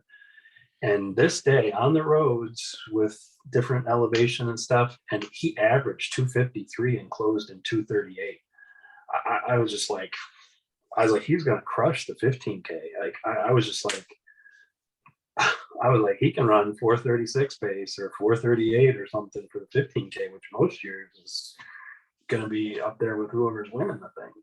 Not the year, obviously, been true, obviously, manhandled that years ago, but like most years, that would be competitive, you know, like, but then he got sick. And after he got sick, he just didn't look the same. And so that's the only thing I can think of, because I'm like, he couldn't do those workouts before, like and he couldn't have looked that easy doing them. So in one sense, I'm like, Nate's a different runner than he was in 2019, but on the flip side, he doesn't have a race to show it. Like he went to the USA 20K this year. We weren't training for it, we're getting ready for the marathon, but like he finished like 16th or 18th with like 101 or something. He ran 59:30 there. And I'm like, that doesn't make sense, because even on like off days now, he's faster than he was in 2019. And so I don't, so that's where part of me feels like I don't know what the heck I'm doing. like, and then there's other days where it all comes together and you're like, you think you know what you're doing. Like the only thing I can think of is circumstantial to like sickness and the flow, like, because you're not a machine, so it's not like you build a bigger engine and it stays big without tinkering with it, you know. I do think the sickness or your recent training history, obviously I don't know all the things, enzymes or whatever's happening, something happens. And so even though, and this is what I don't understand, your threshold is somewhere in there, but you're not ready to race at that threshold for a 15K or something, you know, or 20K. Like you're not race ready. Is the only thing I would say that either that or I've screwed up, you know. But I'm like, you just can't cheat some of those workouts though, you know. It's like, no, Nate's a different runner. It just hasn't shown up on race day because of circumstances yet. That's what I'm hoping anyway. Well, that's what makes our profession so interesting, is that we keep coming back to the table and changing a variable here or there, just trying to find the right formula for an individual athlete. And coach, I wanted to ask you this, because when I talk to other coaches, you get varying opinions on it. Do you think it would be beneficial for a marathoner like Nate to devote a specific block of training, say like now that we're in the track season, to 1,500 meter training, to 5,000 meter training, if he's truly in the off season right now? I don't know what he's building up towards, what his next race is, but do you believe that working on his biokinetic qualities would also improve his threshold in a sense by pulling it down, you know, from below? That's a good question. I really revert back to Canova on that one, and what Canova would talk to about the teeter totter. And so he doesn't think you can be an 800. I don't know if he would say 5K shape, but probably, I know he would say 800. I think you can't be an 800 in marathon shape at the same time. I don't know what he would say. I would probably put it more as 5K. You can't be in 5K and marathon shape at the same time, I don't think. When I say shape, I mean peak firing, like executing at your potential. Probably not even 10K, but you can cheat the 10K because it's so heavy aerobic and come down from strength, I think. But I still think you would be better served to be at your best in the 10K, to have quality, you know, to touch the quality. So Canova, my understanding is he talks about that speed endurance teeter totter going back and forth as you try and progress an athlete up the ladder, or up, you know, increase their overall capacity, and going back and forth. I talked to Meb Keflez a little bit at the New York City Marathon, Just a quick question, because Howie is Nate's agent, and so we had the privilege to meet and talk with him a little bit. It was just real briefly, but he talked about going back and forth between the 10K and marathon. I think Rick Pennell at the U.S. Marathon Championships was coming off a collegiate career and moving up, and I think he's just a great example of, he had that faster end, and he's coming up to the marathon, and he executed at a crazy high level that day and manhandled that field. Unfortunately, I think he's been plagued by injuries that has affected his progression of his career, which maybe you could point back to some of that stuff. I don't know, but my bias would be, I saw that in college with Nate coming up to the marathon. Like, you can come up to the marathon without being, quote, a marathoner in a sense. I don't think everybody can do that, but you can do that. My bias would be, I think the problem in my experience is life and the other circumstances that come into play, because you don't get years and years of uninterrupted progression. And if you could, in an ideal perfect world, yes, I think everything matters. In an ideal perfect world, to get from A to Z to produce, philosophically, the fastest marathoner you could ever produce, they would never lose touch with any system completely. There'd be different emphasis at different points, so they couldn't hit a certain time per se. But like, that's where Shannon O'Grady really challenged me with the whole threshold mindset. She rocked my world in her book. And then I talked to her on the phone for hours, and I still can't wrap my head around her understanding of physiology. But she came up with those markers and bioenergy markers that she said athletes would, I don't understand it, but out of like the 11 markers, they might be training and racing on 3 of them.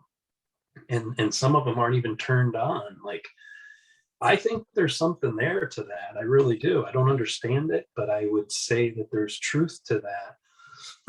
And so my bias, and I saw Nate, like Nate can't do right now what he could do in college. Like, in college, Nate could do 20 by 400s at 3K pace with 60 seconds recovery. That's a staple VO2 max type of workout, right? Like, everybody's done it. Like, Nate honestly could not do that workout right now. And if he did the workout, it would rock his world. I've seen it firsthand, because what happened is, after college, he had his first injury, and it had nothing to do with running. He was at a bachelor party for his friend's wedding, stopped himself on a bike and tweaked something in his tendon or ankle, and it took forever to go away. And he lost fitness. And when we started back, he hadn't qualified for the Olympic trials. So the first cycle back was get ready for a marathon. And so even 10K capacity, he didn't have. So I remember starting at like 1Ks at 10K pace, and they were hard for him. And then as you progressed over the weeks, he could do mile repeats at 10K pace again. And then he went and ran that 2:15. And then with Gavin, though, when Gavin took over, Gavin didn't touch any of that. Nothing like that at all. Gavin is all on off. He didn't follow Canova to 100%, I don't think, when he did his own private coaching. But it was all on-off stuff, rollover. And Nate is a different runner. Nate can handle high quality, but we would do standing rest, and his body responds really well to it. I think rollover stuff, there's something there. When I went out to the distance conference in Vancouver, it was the first I ever had exposure to rollover recoveries. That Joseph Lee was there, and Alberto Salazar, but somebody else presented on the rollovers. I think Magnus might have talked about it, but I didn't do rollover stuff with Nate in college. It was standing rest, or like between 2 by 3 miles at tempo, you might jog for 3 minutes easy or something, but not really much rollover recovery. It was all standing. But Nate's a high quality runner, and I think his body responds well to it. So when he was under Gavin, he couldn't hold up under that stuff, because the off pace becomes slower and slower, and then it affects the quality of the quality work. And so he got stronger. That's why he ran 14:30 from 2:15, but his quality suffered. And I don't know on that, but um, I think there's something to that rollover. But anyway, I'm off topic again. I forgot where I was even going with that. Like trying to describe something. No, I think you were on the right track and you answered that question. I just think of guys like Ryan Hall, who towards the latter Oh, yeah. end of their marathon career, they say maybe they wish they would have stayed on the roads and did a few, 5Ks, 10Ks, the shorter stuff, just to stay in touch with that speed. That's where we got off track. Yeah, sorry. So with Nate, after that injury, and then after training with Gavin, he lost that completely. My first workout with him in 2019 was we're getting the big meet. It's a fast 5K at Grand Valley State. I was like, let's throw you in there and see what you can do in a 5K. And so like, let's do a mile workout just to turn the legs over and just so your body's not shocked because you just ran a marathon in December, right? So we did 20 by 200s with 60 seconds recovery. Like that's just something I'd always done with my milers. Like Nate had done that in college, and he did it and looked fine doing it. Like it's not like he looked bad, like he was overreaching, and he was going like 30 seconds or something, like. But then his body was just shot. Like it ruined him. Like his body just rejected it with everything in its being after that. And I was like, holy cow. I was like, whew.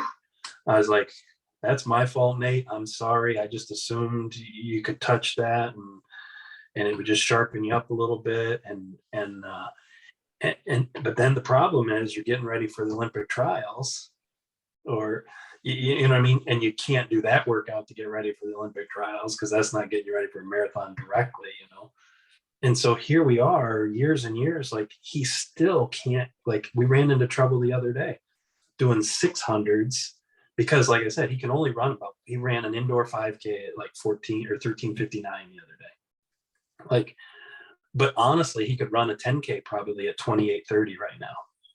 Like those two don't line up, like it reveals he's really skewed, really, really bad though, like radically bad the other way. But I agree with you. I totally agree with you. In an ideal, perfect world, Nate doesn't have to be running 13:30 per se in a 5K in that indoor meet, but he better be able to run 13:45, like 13:40, something like that, even without being sharp. And he's got to be able, and at that point, his 10K's got to be about 28 flat, in my opinion. If not 28 flat, like 28:15 or 28:10. Like, I honestly think if he trained, he could run like 27:50. Like nowadays, that's nothing, but that used to be fast. Like, but I think Nate has to get there if he's ever going to run 209, 208, in my opinion. Like, and I think he needs all of that coming into the training cycle for the marathon. Like, so we were trying to do that a cycle ago. We're going to try and qualify for the Olympic trials. It's like 28 flat, I think, was the qualifying time. I didn't care. We weren't trying to get to the Olympics. I know he's not. He's not a 27:10 guy or 27:30 guy. I wouldn't be shocked if he did like 27:45 or something. But I thought he could just get under 28 or flirt with right around that 28 mark. I was like, that's a reasonable goal for where he's at. Like, it was hard work, but he could do it, I think. But then he strained his hamstring when we were going through that cycle getting ready, and it takes a month to recover. So then you're like, we just scrapped it and then got ready for New York City, like, and so here we are, same thing. We were going to do that, get ready for a fast 10K out in California. That's still technically the plan, but we've run into some issues during training because his body rejected it. It just, and that's frustrating because it's not that he can't do it. It's not like, oh, he's just a marathoner and he can't run fast. No. It's just that it's so many years of not training it that you lose it. When I say lose it, I mean bad. Like it's almost like a high schooler can't do a 10-mile long run kind of feel to it. They could do it, but then they're dead from it. Like it has, instead of it being a positive effect on the body, it has a negative effect. And right now, that's my experience with Nate's training. Anytime we do anything faster than 10K, his body gets mad at him. It rejects it because it's so far gone, so far removed. And doing one or two or just hitting it doesn't change it. Like, he would need to spend some time. And that's where I do believe if there was no injury, no interruption, if you could just sustain it and then you go back and touch it, that's where I believe in Canova says, you're not going to be training the 800, the 5K. You're not going to be sharp all the time in that end, but just don't lose it completely. Don't doesn't just go away. Where I think that has definitely hurt Nathan.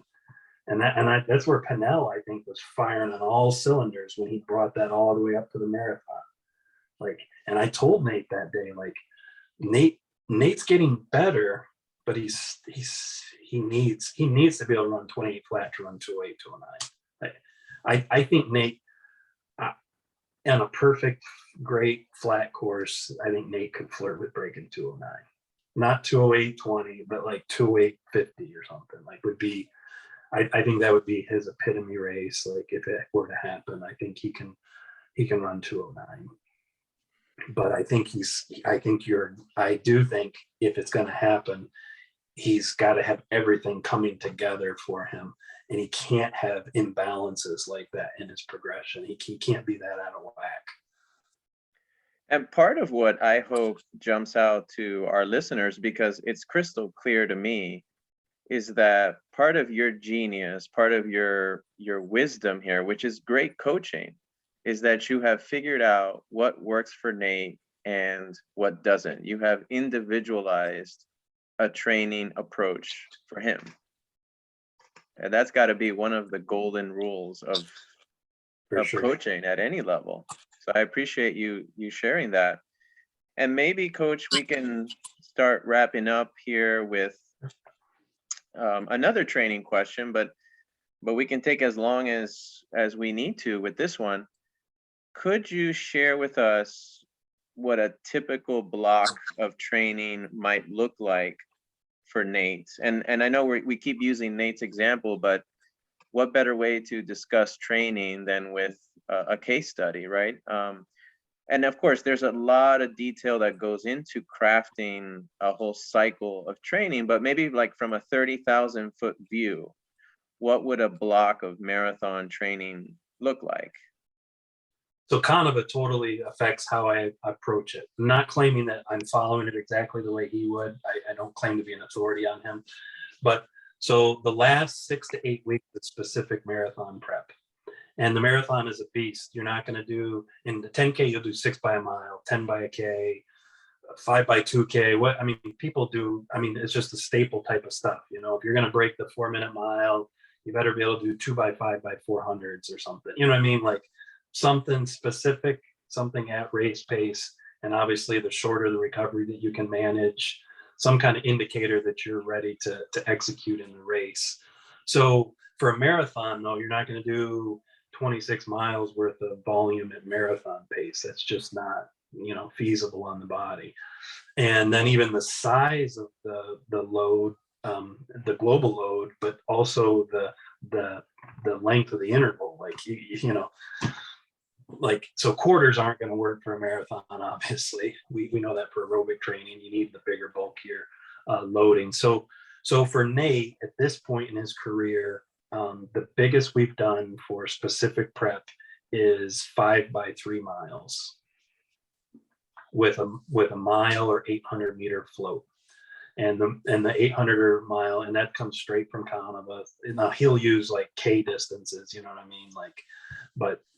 So he might do 5Ks, or something, but I'll do 3 miles. So that's the biggest he's ever done, and he's done it 2 or 3 times now. We've done 2 by 10K as one workout. We've done one where it's like 10 or 11 miles of moderate pace. So for Nate, that's going to be like 5:30-ish. It's going to be about 30 seconds outside of marathon race pace. And then you do 10 miles at race pace, or just outside, or just faster, depending on how things are going. What's another one we've done? So those would be things that we would call specific marathon prep workouts. They're big, they're bulky, and you're hitting something outside of race pace or something a little faster than race pace for the bulk of the load. And so we're shooting for roughly 15 miles worth. It is something like that. Now, I think you could probably stretch that out to 18, but I don't think I would ever go over 18. I think if we're gonna, so right now, I think it depends on how the build's going, because that's where life and things happen. Like he had a tendon problem in the last build, so we had 3 weeks where he didn't do anything hard. We just did volume. Like it's a hiccup, and you just cope with it, and you just hope he can get to the line healthy at that point. So he didn't honestly look as good in the 5x3 workout as he did going into the marathon project. Going into the marathon project, he crushed that 5x3, just manhandled it. Like had I made that specific prep period longer, I think he probably could have handled a bigger prep period and gotten more out of it. Like come back and done like 3x4 miles, or some kind of next stimulus that's different than the previous stimulus. He could have handled it better, and it would have caused better preparation for the race demands. So for Canada, my understanding is the previous 2 periods is getting you ready for that specific period. Like, so your body can successfully manage those workouts. Like those are the final to get you ready to be able to do it, kind of thing. So in the previous cycles, or the previous period, 2 periods, we're going to start the period with like strength training. So I do plyometrics with my distance guys, or hills. I don't lift weights. I was biased from Canova on that one when he did some study, and I tried to Google it and I couldn't find it. Something with the Italian athletics or something. They did a combined study, and supposedly, I don't understand the science, but something with aerobic athletes and the weightlifting, they found a better thing to combine the strength development with the actual running. So he does the hills, the circuits. Now, I haven't perfected any of that. Some of that's geography issues, like what you have available to you. Like you mentioned, you don't have hills there where you're at. Like, so I haven't implemented his circuit thing. I tried it in college once. I don't really have a hill long enough. But definitely bounding, like plyo type stuff, like flat out hurdle hops and box jumps. Like I was a sprint coach when I first started at Spring Arbor, because I had to coach everything during the expansion period. I didn't know a thing about sprinting, nothing. So I was studying, trying to figure it out. But I saw my sprint guys make unbelievable gains from power wise from plyos, but strength too. And so I was like, instead of going to the weight room and squatting, let's do plyos. They're hard on the body, they're risky, but like, so Nate's done plyo work, we've done hill work.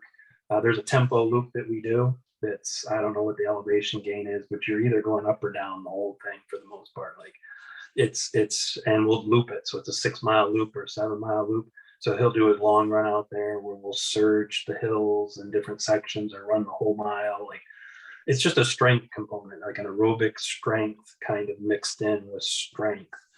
That would happen in the fundamental, or like the first period. And then like that's where slow moderate would come in. So something like a minute outside of marathon pace, like so 6 minute pace for Nate down to maybe 5:45 kind of thing.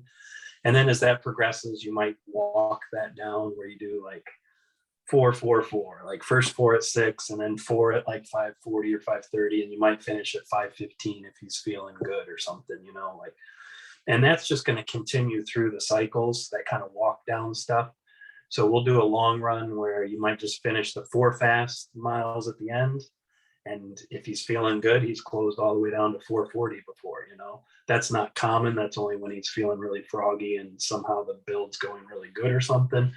But like he just did an 18 miles this couple last week with a 4 mile fast finish, and those last mile was 4:52. He went from 5:11 down to 4:52 for the last 4 miles. Like, so we're going to use that fast continuous all the way through those 2 periods leading up. And so the most I've ever done with an athlete is Burke getting ready for the Detroit Marathon, where he did 17 miles at fast continuous. And I don't know what Canova calls those things, but like fast continuous, what I would call it would be that 15 seconds outside of marathon race pace. Like, so for Nate, that's like 5:15 pace, like, roughly somewhere in there, like might be 5:20 or something, but like just outside marathon pace. And so the goal would be that kind of effort is going to happen right towards the end of that second period, because it's a big monster. You're going to get tired from that. I don't care who you are. Like, so I know Canova does something like that where they do a really fast, and where like they go all the way up to 30K, some of those guys, and it's on hills and elevation, and they're running like, I think the fastest, what it was, it Mutai, I forget, somebody recently ran the fastest they'd ever run for him on that run, and it was like 2:07 or something like that, or something sick fast, and he went on to run 2:05 or whatever. I don't remember the exact times, but something like that. Like, that's that direct support piece, I think, on the funnel, on the endurance side. You better be able to handle 20 miles at 5:15 pace if you're going to do 26 at 5 flat pace kind of thing. Like, so Nate's been a little different.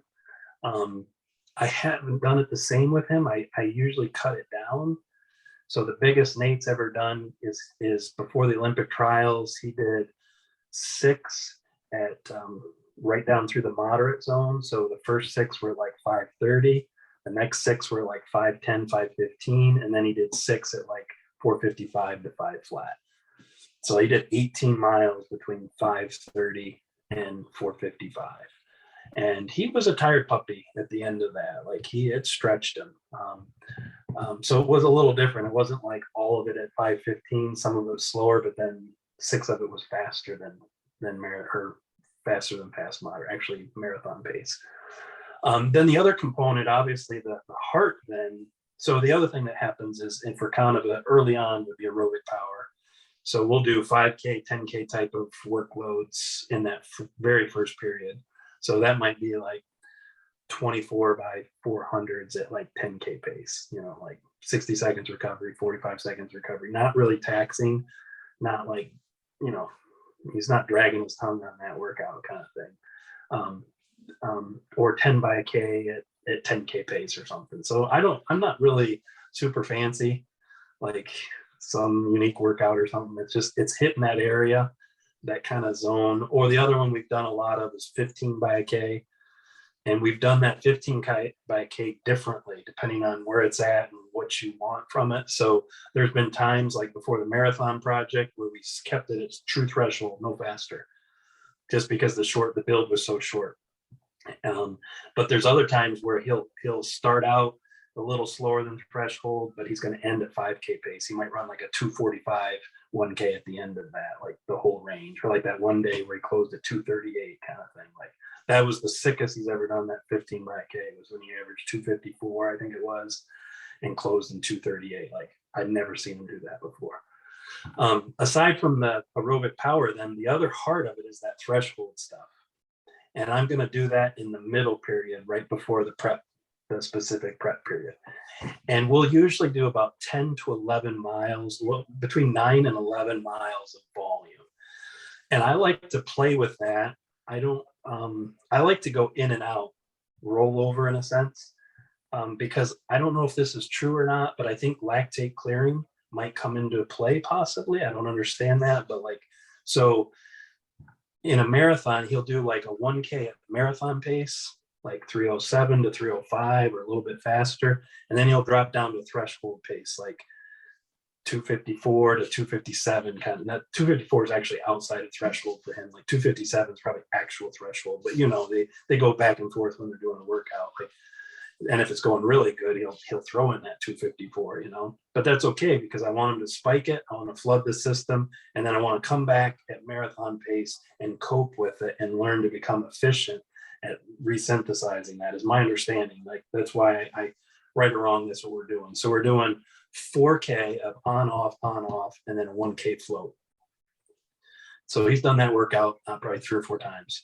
I've tried to increase that. And so now this in the marathon cycle leading up to New York City, we did a mile at marathon pace, 1K fast, like flood it, and then come back with another mile. So 2.5 mile repeats. And he crushed it. He was like 4:55 for the mile, 4:53, somewhere in there. and then he was dropping that 254 type pace, 256.5, somewhere in there, and then would come back with another 453, 454, something like that.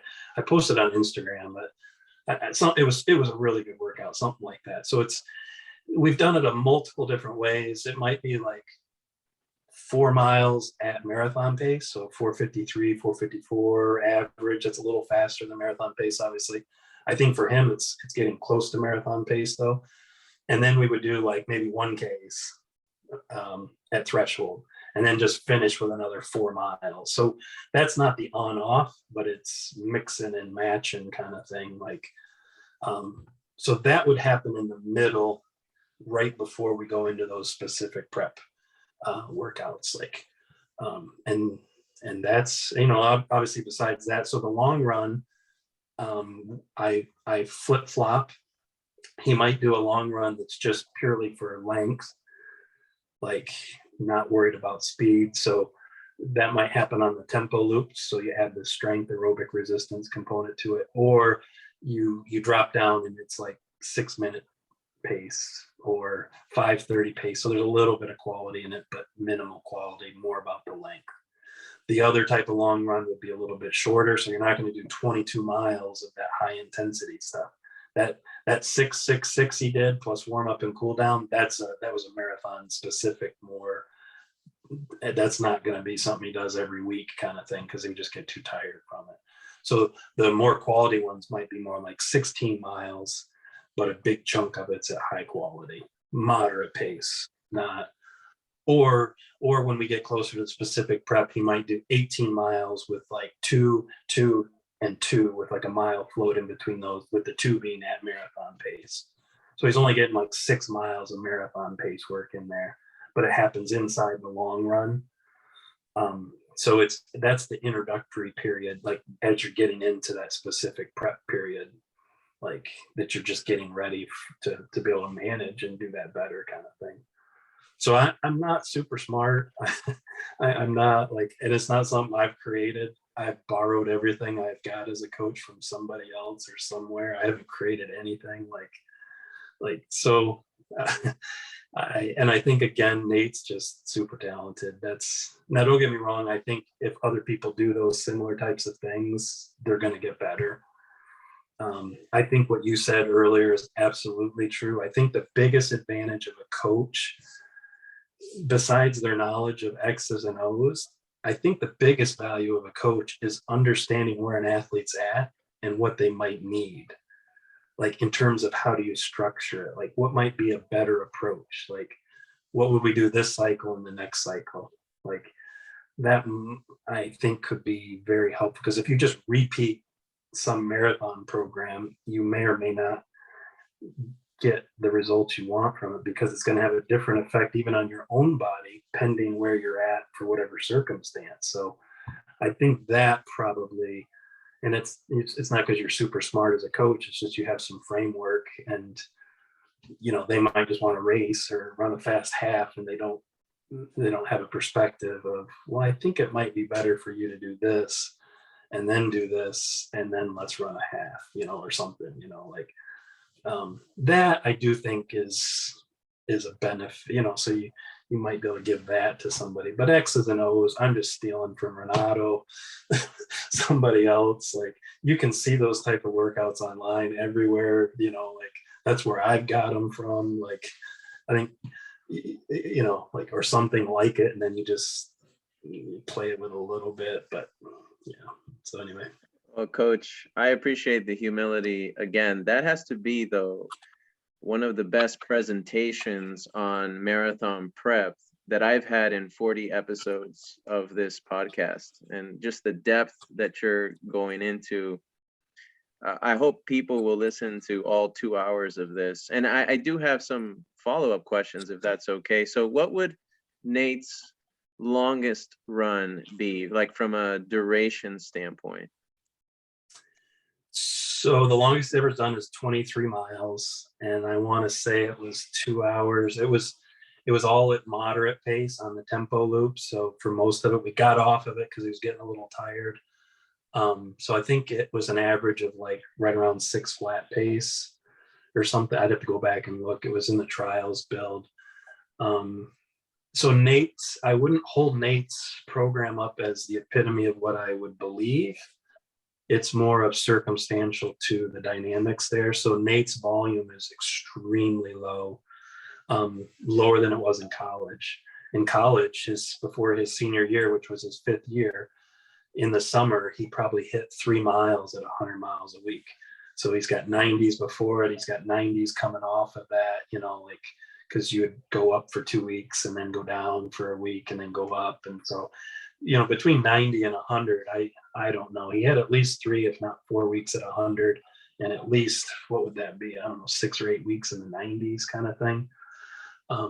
And then he would hold like in the 80s during the season,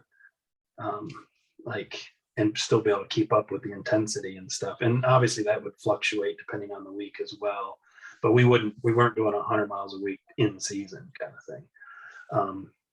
But as a marathoner, I'd be embarrassed for people to see, because people's mindset is marathoners are running 120, 130 miles a week. And Nate hasn't hit 100 miles except like maybe 3 weeks in that, and it was that period where his tendon was bad and all we could do was volume. So he hit 100 miles for maybe 2 weeks in there. Other than that, his highest weeks have been like 94, 96, like 80s and 70s even, like, but that's more because you just can't do everything all at once. And the quality is what's changed him. And just doing a bunch of long, slow stuff isn't gonna, but in a perfect world, he wouldn't have lost his college 5K, 3K kind of capacity. And in a perfect world, he would have had a bigger foundation volume wise that sustained itself so that I could just keep doing it. So there's another guy, Coach Zach. He hit 112 last week and 100 and whatever before that. And he just, he does rollovers like it's nothing. Like, he's just a beast. I do think that's a perfect or a better example of volume and that, but he's just worked hard for years without interruption, and he can do it right now. Nate couldn't do that and keep the quality up. That's the problem Gavin had with him. And as a result, you didn't see the same kind of movement. So it's a balancing, you know what I mean? I don't want to present. So the longest he's ever done is 23. I don't think you have to go a lot further than that, but I would like Nate to get out to like 2.5 hours in a perfect world, maybe 2:45. If you had a really good athlete that's super developed, you could probably go up to 3 maybe. And I don't know. It's a question I've tried to reach out to Magnus. He didn't respond. It's a question I was going to reach out to Dina Kester about. Like, am I screwing Nate up? Would it be better to take a couple months and not worry about quality and just have Nate run 120 miles a week? Because he can get tired from it, and get hardened to it so he could handle both. Like, maybe. I don't claim to have an answer on that. In a perfect world, I wish it was higher. I don't think, though, my bias is, I agree with Kanava is the one that said it, not Dante. He said once they reach a certain point, they don't have any movement from the volume. Like, you don't see the jumps that you're seeing from the threshold or some of the other stuff. Like, because like in college, I remember that marathoner I coached, Brian Burke, like 70 miles a week, he got up to like a peak couple weeks at 70 with like 14-mile long runs. He didn't do that in high school. So yeah, that kid went from like 1730 or whatever in the 5K down to like 1609 as a freshman, just off of volume, like the VO2 max and the other things are just so changing so fast for a young athlete like that. Like, volume changes, and you don't have to do speed work. My son went to small school, and he was more of a middle distance guy, but it's more of a distance oriented school. They never did anything fast. Like, I was shocked. I would have conversation after conversation with that coach because they wouldn't do fast stuff. But his guys were running amazing. I'm like, how do they run so amazing without running fast? And I think the problem I had was I was doing so much, my guys were tired, or I was overtraining them. And he's just doing like just basic what you got to do, and they'll run fast because they're getting faster off it. They got talent. I think at some point though, you need both. At some point it requires everything. It's just, how do you get there, and how do you, with a college athlete, let alone a pro collegiate guy, like, because injuries happen. You need to do this race. Like, honestly, I wouldn't race a marathon with Nate in the fall if I didn't have to, but he needs to, because it's financial support, and he hasn't qualified yet for the trials because it's delayed. Like in a perfect world, I wish I could take this whole year with Nate, not worry about any races, and work on his two biggest weaknesses, but I don't have that luxury. I've got to mix and match. So 23 is the longest he's ever done. He's done a number of 20s to 21s, but they're all with quality. We don't do, he typically doesn't do any long runs that are just easy. It's at least, there's not much of that for long runs. So I think that's a part of it too. Like, in a perfect world, you probably would have both, where maybe he just did some easy 24s with no quality early on in the cycle. Well, and as a coach, when you think about stress and adaptation, or when you think about Canova's special blocks, and I wanted to get to that as well. I don't know if you've experimented with special blocks. How does Nate seem to recover from one hard session to the next? And if it's not Nate, if it's someone else that you're working with, how do you determine the amount of recovery that your athletes need? Of course, through observation, trial and error, but what are your thoughts on recovery in particular? Yeah, so I was a middle distance guy. So we went hard, easy, hard, easy, hard, easy all the time. And so my first distance runners that I coached, I look back and I feel bad for them because I loaded their plates. Now, the only benefit back then was their volume wasn't high. And I think they held up fine, actually ran well. But I look back and I'm like, geez, that's intense, like in terms of density.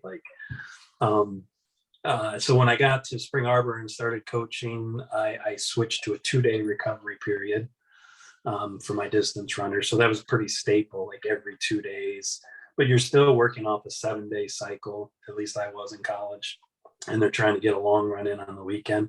But honestly, my biggest mistake in college was I didn't manage the intensity and the loading well. Like I was a new coach trying to figure it all out. It's like trying to get it all in. I want them to be the best they could be. And in my mind, it would have been better to not get everything in and have more legs underneath them and let them progress slower for sure. There was a guy I coached. He was a middle distance. I think he was more middle distance oriented, not as well on the aerobic strength side. And he came in typical high school type of a training, minimal tempo, that kind of stuff. And so his freshman year, he did not look good in tempo workouts, like mile repeats at threshold. He did not look like in his element. Now, a speed workout, yeah, he could shine and look really good. But man, by his sophomore year, he started to take off.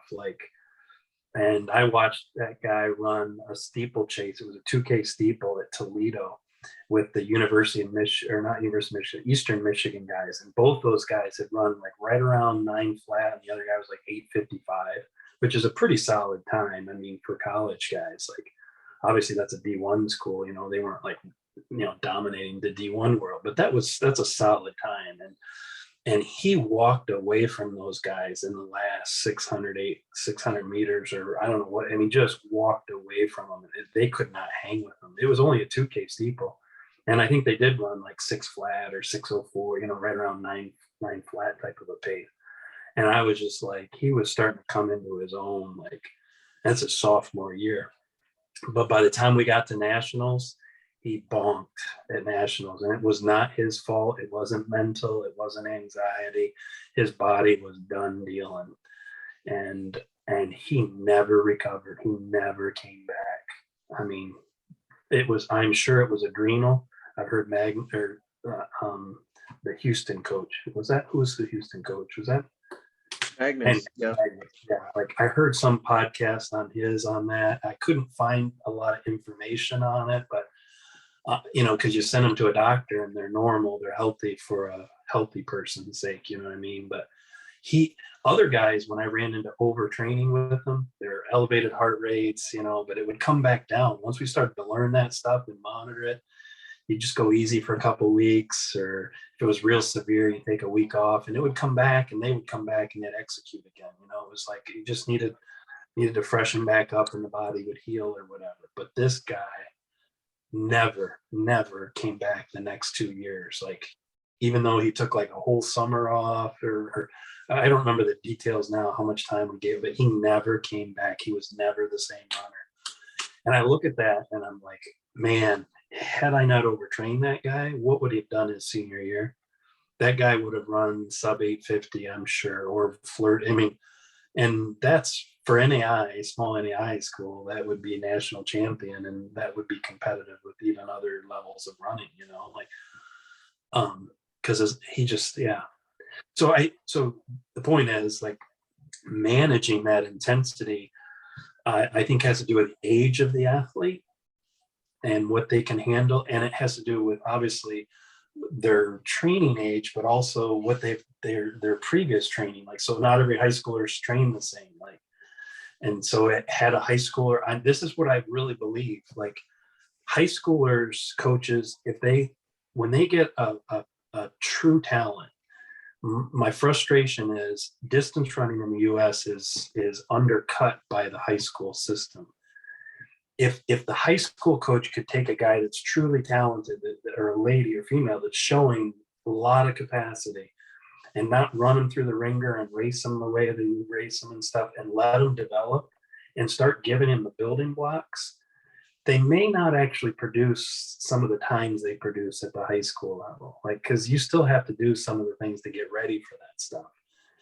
But they could come to the next level of their progression and make monster jumps because they could handle some crazy loading that you can't do it until you get the body ready for it. Like, if you can't handle a 15-mile long run, you can't add quality to it.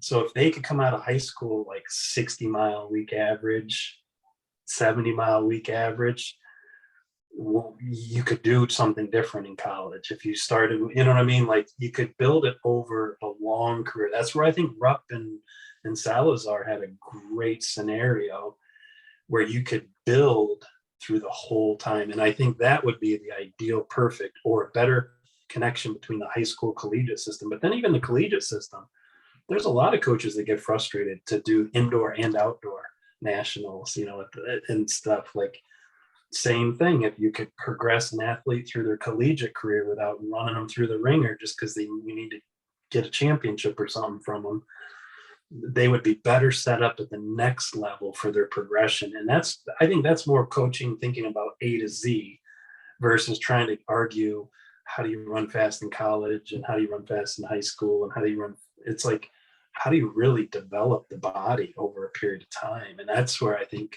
we don't do a good job in the US. I think it's a lot better because we're getting fundamental blocks in place, but I still think the fundamental systems aren't really the right systems. So Grant Fisher got spoiled because his high school coach, I don't know who he worked with or how the dynamic worked, but I know he didn't race all the time. Like, I think that's key. I really don't think high schoolers race too much. Now, you can race into shape, but that's not building an athlete and developing an athlete. Like, so yeah, they run fast high school times, but that's not how you get them from A to Z in terms of progression. So long story short, I think with Canova, I think what I picked up from him, and experientially for the marathon anyway, you need lots of recovery from those specific prep workouts. You're not going to do that 5x3 mile at marathon pace and float a half mile and then just come back 2 days later and pop off another workout. Now, maybe a super well-developed, mature, developed runner could do something like that, but most people are going to need a chunk of time. So that's where I ran into trouble in the trials. I didn't have as much experience with that approach. In college, we would have conference and then a month before nationals. So my marathoners would do one a week. And there was 5 to 7 days recovery. So when Nate did that 666, he was a little tired after that, but he managed it like a champ. If you look at what Jacob Riley did, it was probably even more intense than what Jacob Riley did. I didn't know Jacob Riley did that workout. It was just that he did something similar. He was actually slower. He ran like 6-minute pace for the first section. And I don't think he finished the last 6 as fast. Now he's on my different terrain altitude. I don't know what the conversions are. But the problem was then we went down to the Naples half marathon, and Nate was supposed to race that not as a workout, not as a race. So, and he did. The first few miles were like 4:50. The first one was a little hot, like 4:47, but then they settled in, and it's just under 5-minute pace. So it was perfect. But then there was a guy with him, and Nate decided to leave him, and so Nate dropped a 4:20 mile at the end of that. Like, and again, going back to what we said earlier about Nate, not a good combination. Like, just because you could, it just wasn't. So no offense to Nate, but that was on him. He shouldn't have done that.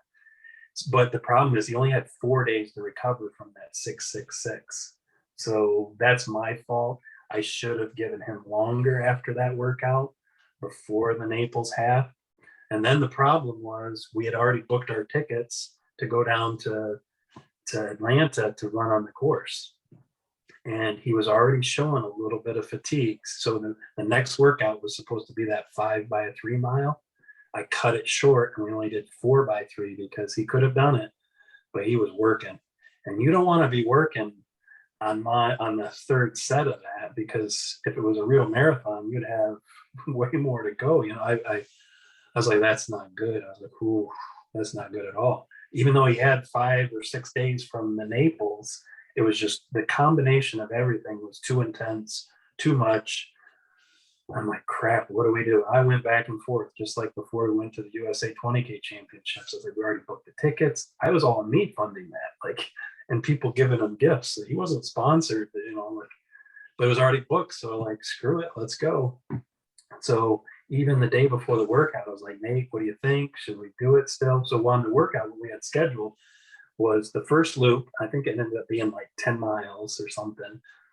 And then we were going to do part of the first loop and finish on the last part of the loop of the course. I forget the details of what it worked out, but it was roughly like 10 and 10, roughly. So the first 10 were supposed to be a moderate, and the last 10 were supposed to be at marathon pace.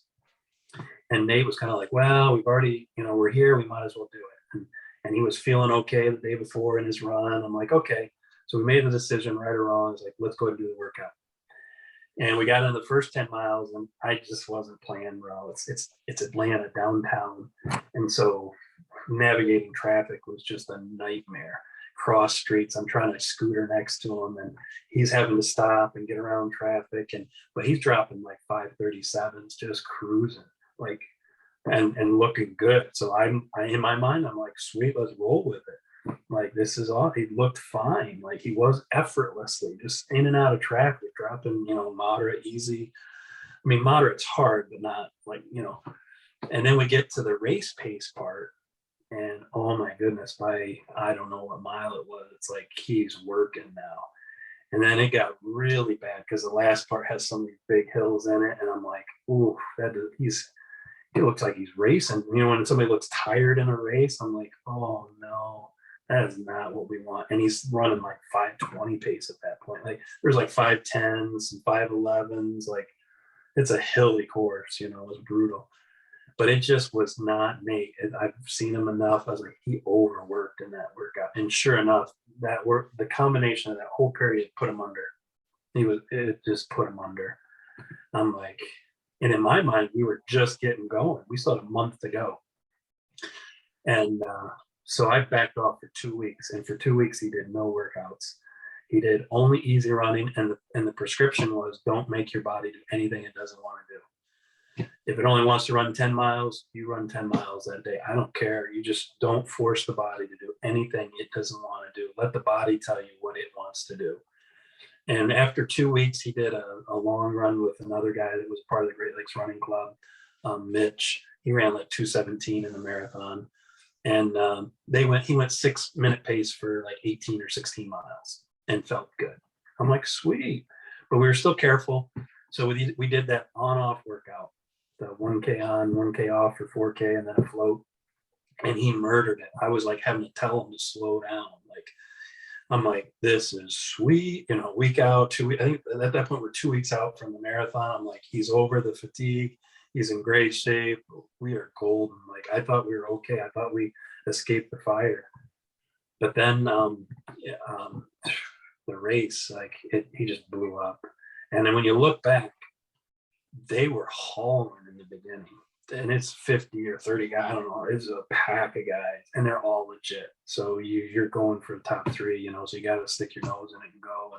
But on hindsight, I think when you saw guys blow up, a lot of guys blew up that day from that.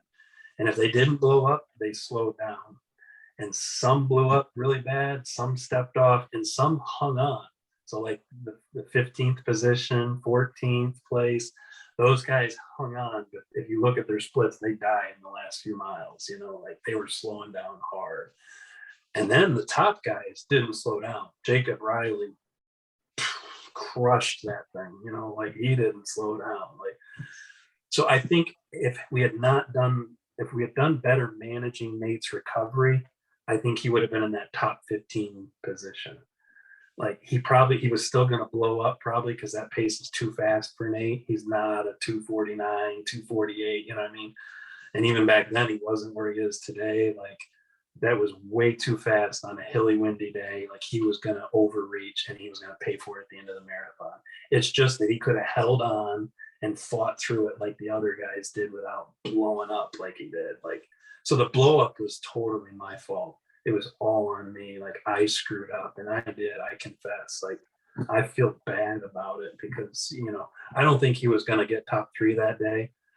Jacob Riley and Galen Rupp just crushed that day. Like Nate was not going to run 210 on that course. He was not ready to run 210 on that course. You know, like Jacob Riley was the man. Like, and then Abdi, obviously he's always been fast, and obviously it was super phenomenal for him to run that at 42 or whatever. But Nate was not going to run top three that day. Going into the race, before that had happened, I thought he had a chance with the field, but the field had changed. But the recovery, if I would have done better with his recovery and managing the load, I think he could have finished top 15 in the marathon that day. I really do, like that, or top 20. Let's just say that he could have finished top 20. But it all comes back to that recovery and managing that. Like I managed it poorly. So we always do big recovery after those big ones in the specific prep. The rest of the time, Nate, I don't know. I think other people can handle stuff better. I think there's some people that have, like Sarah Hall, I think her stuff is dense. Like if somebody were to see, I haven't seen all her logs, you know, but my guess is they're fairly dense. They're big and intense, and the density is probably stacked in there. I don't think Nate could handle that density. I don't. I think he has an ability to do high quality, and then he needs to recover. But the high quality gets good stimulus for him. And I think it's better to err on the other side and get the high quality. In a perfect world, he'd have both. But so as a result, Nate has to recover more, I think, than other runners might have to recover. But I think distance running, it's going to always be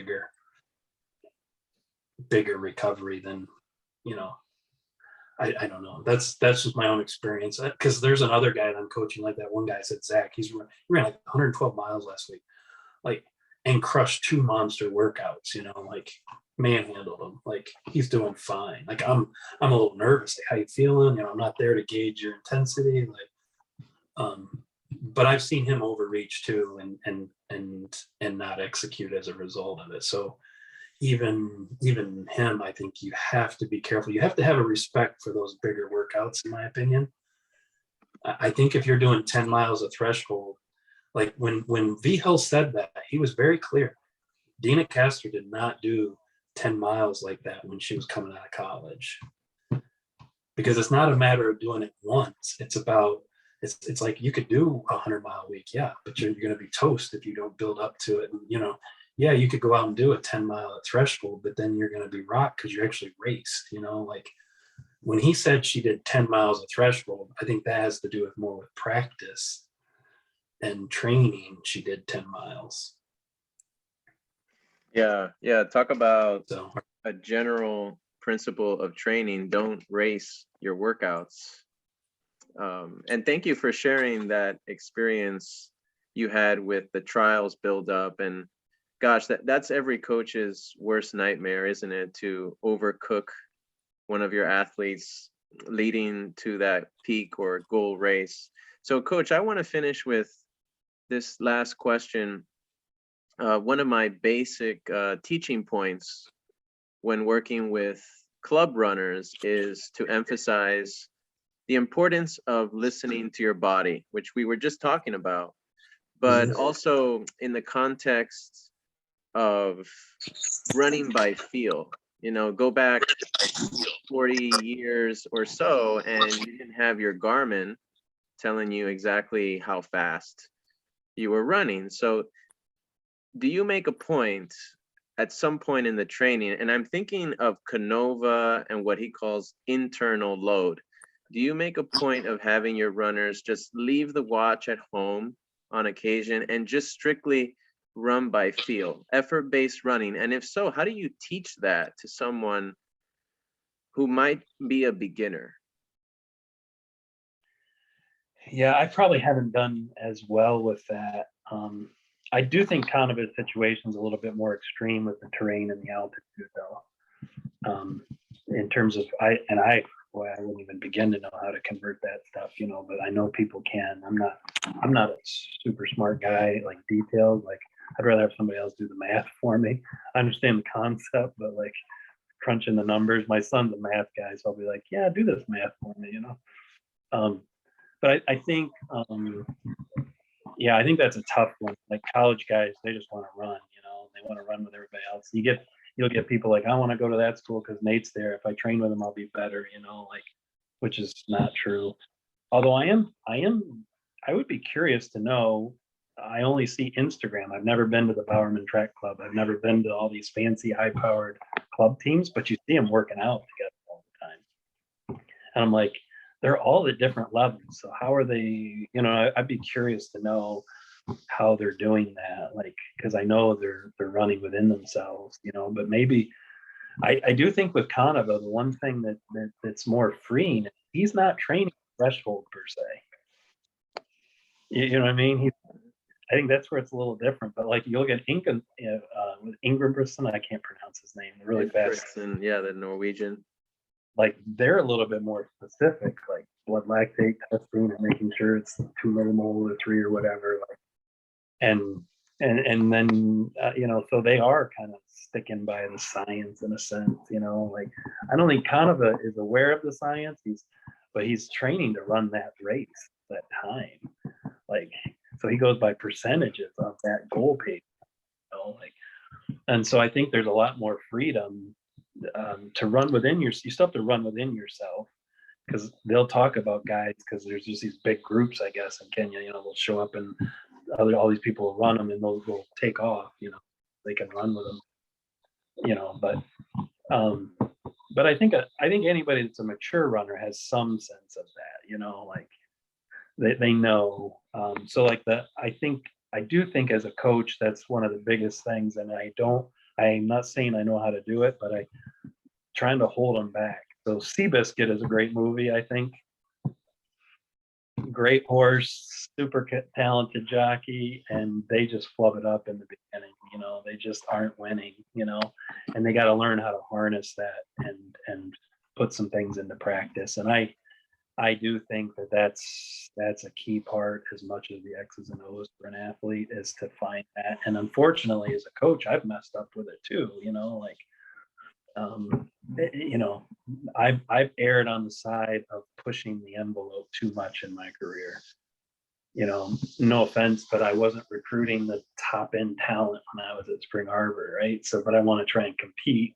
I'm a competitive guy too, and try and help them. So like, we're gonna work hard. We're gonna, coach. See if you can coach better. Like not. I don't want to say you're better, but like, what I mean. Like make sure you're doing it in a way that gives them their best chance. And but I was too ambitious with that, and I didn't have an understanding of it, and so it led to a lot of overtraining at different times, like those mistakes. So like I said, if I had to do over with college, I'd be way more conservative on my guys, and I would only push the guys that showed they were really ready to get that extra push, maybe because they had a better background in high school or something, and I would be okay with that, like I would know that it's actually going to be better for them, instead of like, oh my goodness, they didn't get this in their diet, or they didn't get this, or this is, I'm like, no, we'll leave that out because this is all you can handle right now. I would be okay with that. So I don't know how because I coach post-collegiate athletes that are well trained and well versed, but they don't do it still. They still unfortunately, I think you can lead a horse to water, but you can't make them drink. I do think sometimes I'm even as a parent, I was really strict with my kids. On hindsight, it's like controlling them. You get the right behavior you want out of them with strict rules and stuff, but it doesn't really empower them though.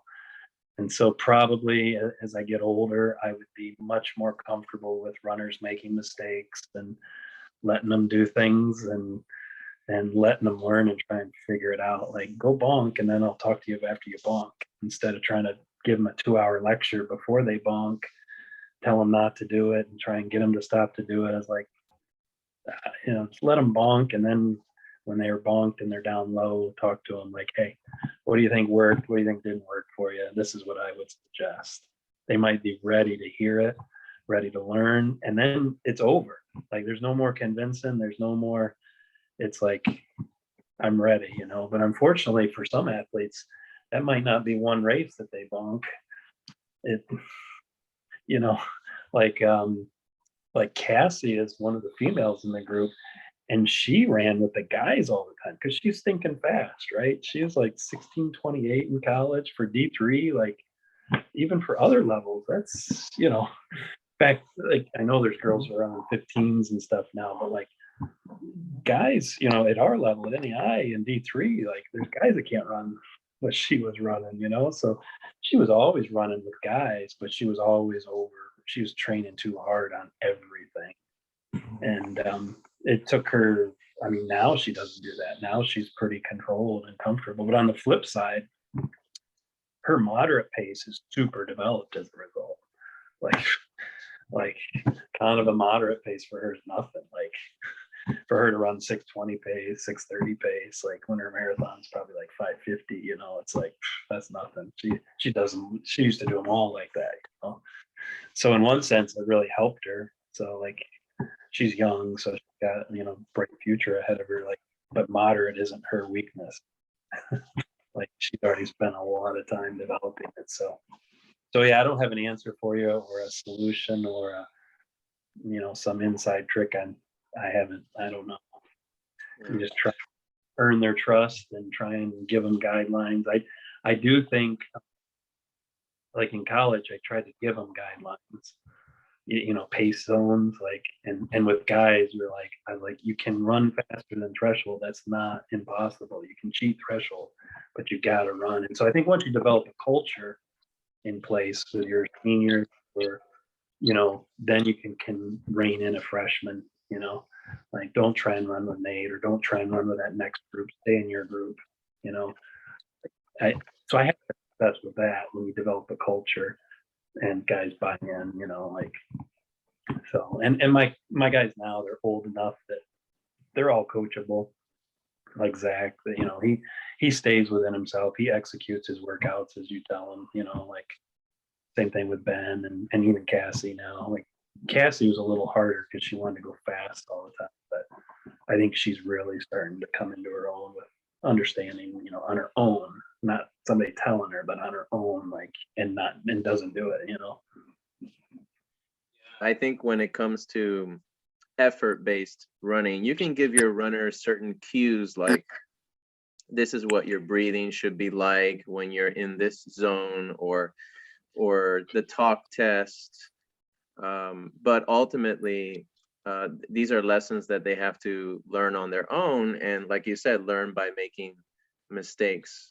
So Coach, I can't thank you enough for sharing your story here with us today, sharing your knowledge. I think we went beyond podcasting here today. And this is more like a coaching clinic, what you've put on here. So thank you. Thank you for everything that you have shared with us here today.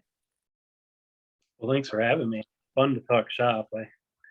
I wish it was more interactive instead of me just talking. Like, I'd love to hear more from you sometime. Well, I just like to get out of the way, because this episode is about highlighting your accomplishments and all the knowledge that you have acquired throughout your career. I think my athletes are just tired of hearing me talk all the time. So Coach, if anyone out there wants to get in touch with you, reach out in any way, what's the best way for them to do that? Email probably, or phone, either way is fine. Yeah. My email is adanteo123@gmail.com, and my cell is 585-820-9531. And if they go to the Great Lakes Running Club website, that email goes to me too. They can do it that way. Okay, I'll put that in the show notes. And Coach, trust me, if I could pull any strings within USA Track and Field or get someone's attention out there, I would be vouching for you to get your hands on more marathoners showing potential, or the promise that Nate is showing. So congratulations on all your success so far. I'm sure we'll be hearing more from you in the future. Thank you, Jonathan. I appreciate those kind words. Thank you. All right. That is a wrap. You know, this is the longest episode I've ever recorded, and probably the most fun I've ever had too. I'm a talker. I'm sorry. That was really, for two track nerds or running nerds like us, I mean, this is pure heaven. So yeah, man, thank you. I mean, everything I'm saying is genuine. I want you to know that this podcast makes no money. You know, it's not sponsored. I don't do this for profit. I literally reach out to coaches that pop up on my radar, and I'm genuinely curious to learn more from them. So man, thank you. Yeah, how long have you been coaching? I don't know much about you. I read a little bit on some of your stuff I found, but yeah, well, I'm 37 right now. I didn't run in college, but I did run a little bit in high school, and then I kept training on my own without a coach. So really, I like to say I've been coaching for 20 years because I've been self-coached, and I've been trying to absorb, digest as much as I can. Like I said, letsrun.com has been my companion for years. I've learned a lot just by reading those types of websites and reading books. I think books are my number one source of education.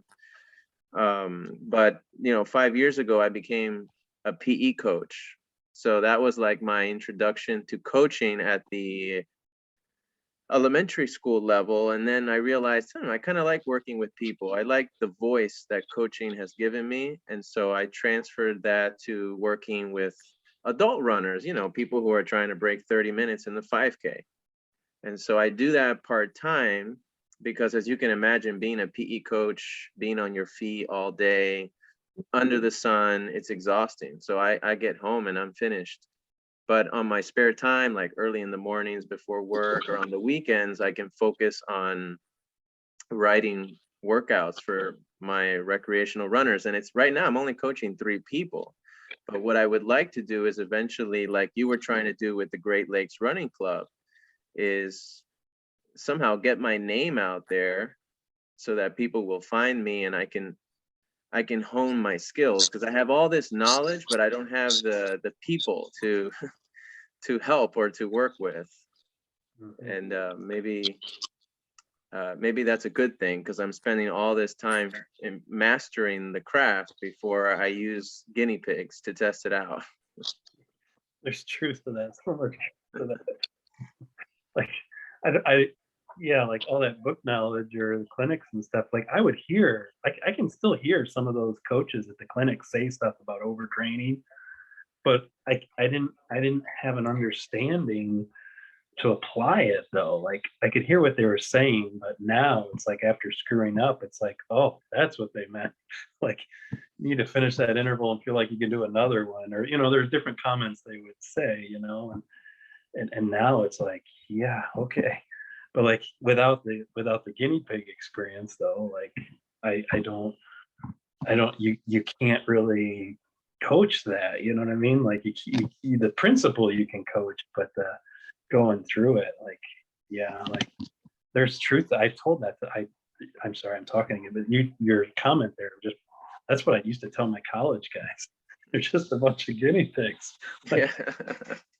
10 more years of coaching guys like that, like to figure it out, because like I still can't. And even now it's like it's like I need more things for you to try stuff to figure it out. Like I don't know. But yeah, anyway, I shut up. But Yeah. I resonate with your comment there. You Like, and you keep getting better and better. Like you were saying, I could relate to your comment about how you made mistakes early on with some of your high school and college runners. Because I look back just 2 years ago, the things that I was doing with some of my runners, and I would not do those things again. mhm. But I'm sure some of the things we're saying now We will wouldn't be do it. revised too. So it's um, you just keep getting better and better. Yeah, they're definitely, experience definitely comes into play. Yeah, I used to be, for example, I used to be a Lydiard guy, like not just Lydiard influenced. I'm talking like take that 1960 book and just vomit it back out to someone, like very block. Um, so linear periodization and the way Lydiard would have you do it, just no speed work at all during the base phase. Yep. And I quickly learned that was not the most optimal way to train. I used to be black and white in everything. Like it's got me into trouble in life because I'm trying to look for. I'll confess to you, when I started college coaching, that was when I was like taking it to the next level, right? Like, I mean, I was the assistant coach at the college, but I wasn't a full-time coach. I was just an assistant coach helping out the school that I ran at. But when I made the switch to college coaching full time, it was because I was pursuing it. And so in my mind, I was going to go be the best coach I could be. And at that time, because it was not as much information, I'm traveling to clinics, reading books, any DVD I could get. And I'm not smart, like I'm not a book guy, like I'm really good at details, like, but I'm smart enough that I can understand concepts and ideas and stuff. So I was engaging all those, but the point was I was gonna go be the best coach I could be, and I was gonna take like underdeveloped or nominal level talent and outrace them, like outperform them, like they're gonna train better, so they'll get more out of them, kind of mindset. But that's where I ran into trouble, because like I used to think black and white. I used to think there's a right way or a wrong way, or better, best way. And all areas of my life, I've run into trouble, and I've gotten to a point now where honestly, I wouldn't say that about Lydiard's model. You know what I mean? Because you look at it, it's like his athletes ran really well. Like, and it's speculative. It's hard to know. It's like, would those same athletes have run better under a different system? I may be, but you can't prove that. You know what I mean? You can't. I mean, I don't know, like, because his athletes at the time were responding to what they had to deal with, or to go off of, and they were outperforming, like. But on the flip side, I do think I think Daniels has had the biggest influence, is my bias. The studies, in terms of the science. I think the threshold stuff, to be honest with you, I don't think Daniels was a great coach. That's maybe bad to say. He's better than me. I need to be careful with that. But it's not like his athletes were unbelievable, or, you know what I mean? It's not like, and I don't think his plans in the back of his book are really that like helpful. I wouldn't go by them. You know what I mean? Like, but I think that threshold stuff, I don't know, you probably know better than me because you studied that stuff. I think that was a major breakthrough in training, like significant, like monumental, like more so than shifting away from a linear model to a funnel or something, you know what I mean? Like I think the threshold stuff seems to be truly groundbreaking, truly radically making everybody better. Like, but I wouldn't say linear didn't do good, or you know what I mean? Like somebody could follow linear. I think their athletes would run well, you know, like super well off your model, you know. I don't Yeah. coach it, but I'm not comfortable with throwing linear out, you know, like even though I don't coach that same way, I think his athletes did really well and it still works. Like and it could still work for somebody else, you know. Yeah. Well, my first introduction to training methodology was just out of high school. I picked up a copy of Daniel's running formula. Yep. And that's how I began to self-coach. But for some reason, I think Daniel's was more mainstream at that time. But if you pick up a Martin book, or you pick up Vihil's Running to the Top, you'll see discussion there on threshold training just as well. So I just think Daniel's had a greater impact on, you know, coaches maybe, or the general running population, I would say. Yeah, because he put his charts in there, you know, and all, you know, so anybody can pick that up and have a kid time trial or take their PRs and get you know, whereas like the book doesn't give you the A's, the X's and O's. It gives you a foundation. Like there's some talk in there about what did for workouts, but it doesn't, like that book didn't really help. More like theoretical. Yeah. Like, and then same thing, the road to the top, to be honest with you, I don't know how to make sense of the road to the top book. Like he's got that 2 by a 10K thing, you know, like, and he does all this like VO2 max work at the end. Like, yeah, I don't know. I don't know. I don't think Castor did it all. Like, maybe some of his college guys did that, but Castor wasn't doing that. You know what I mean? Like, Yeah. Vihil was bigger than his book. His book, I don't think captures his training. You know, like, and it's, to be honest with you, I didn't get anything from his book. It's like, it hasn't helped me at all. Like, I tried some of that stuff, and but a part of that is I don't understand him. I didn't understand what he was doing, and you know, that was. But what I did get was stuff out of his clinics. Well, have you read the book? I think it's Run Faster by Brad Hudson. Yes, a long time. I wouldn't know the details off the top of my head, but a long time ago I'd read it. Yeah. Because I was gonna say, for a Canova disciple, I think the first person to take Canova's ideas and write them or compile them into a book would, I don't want to say make millions, but it would be great, because I think Canova's work is sort of everywhere, but no one has consolidated it into one resource, except for Brad Hudson's Run Faster book, which is supposed to be a version of, or an interpretation of, that system. I don't remember the details of his book, to be honest with you. I did buy his black book thing where he maps up. Mm-hmm.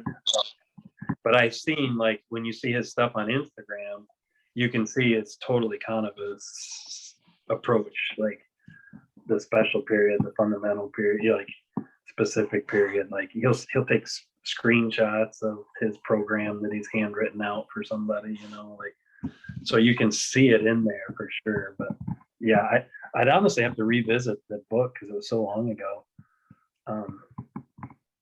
Yeah, that would be a good thing to be honest with you, I stopped reading books. That sounds bad. It's not because I'm smart. It's just that like the Magnus book, I didn't really, it's like you've heard all that stuff, you know what I mean? Like, it's not that Magnus, what I like about Magnus is his Instagram posts.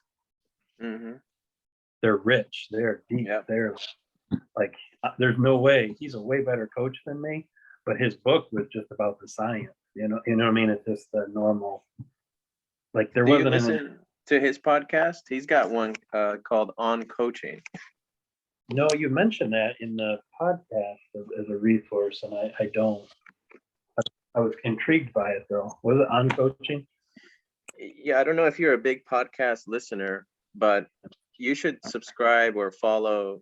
It's called On Coaching with Steve Magnus and his partner, Jonathan Marcus.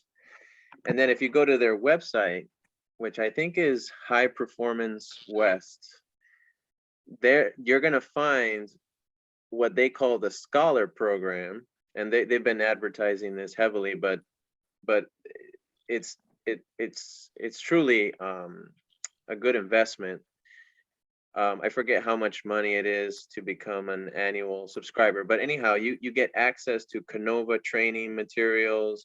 You get access to what they call the Clubhouse, which is like Let's Run, but with better moderation. So you don't get all the trolls. You get like all these this collective of coaches that are all there trying to make each other better.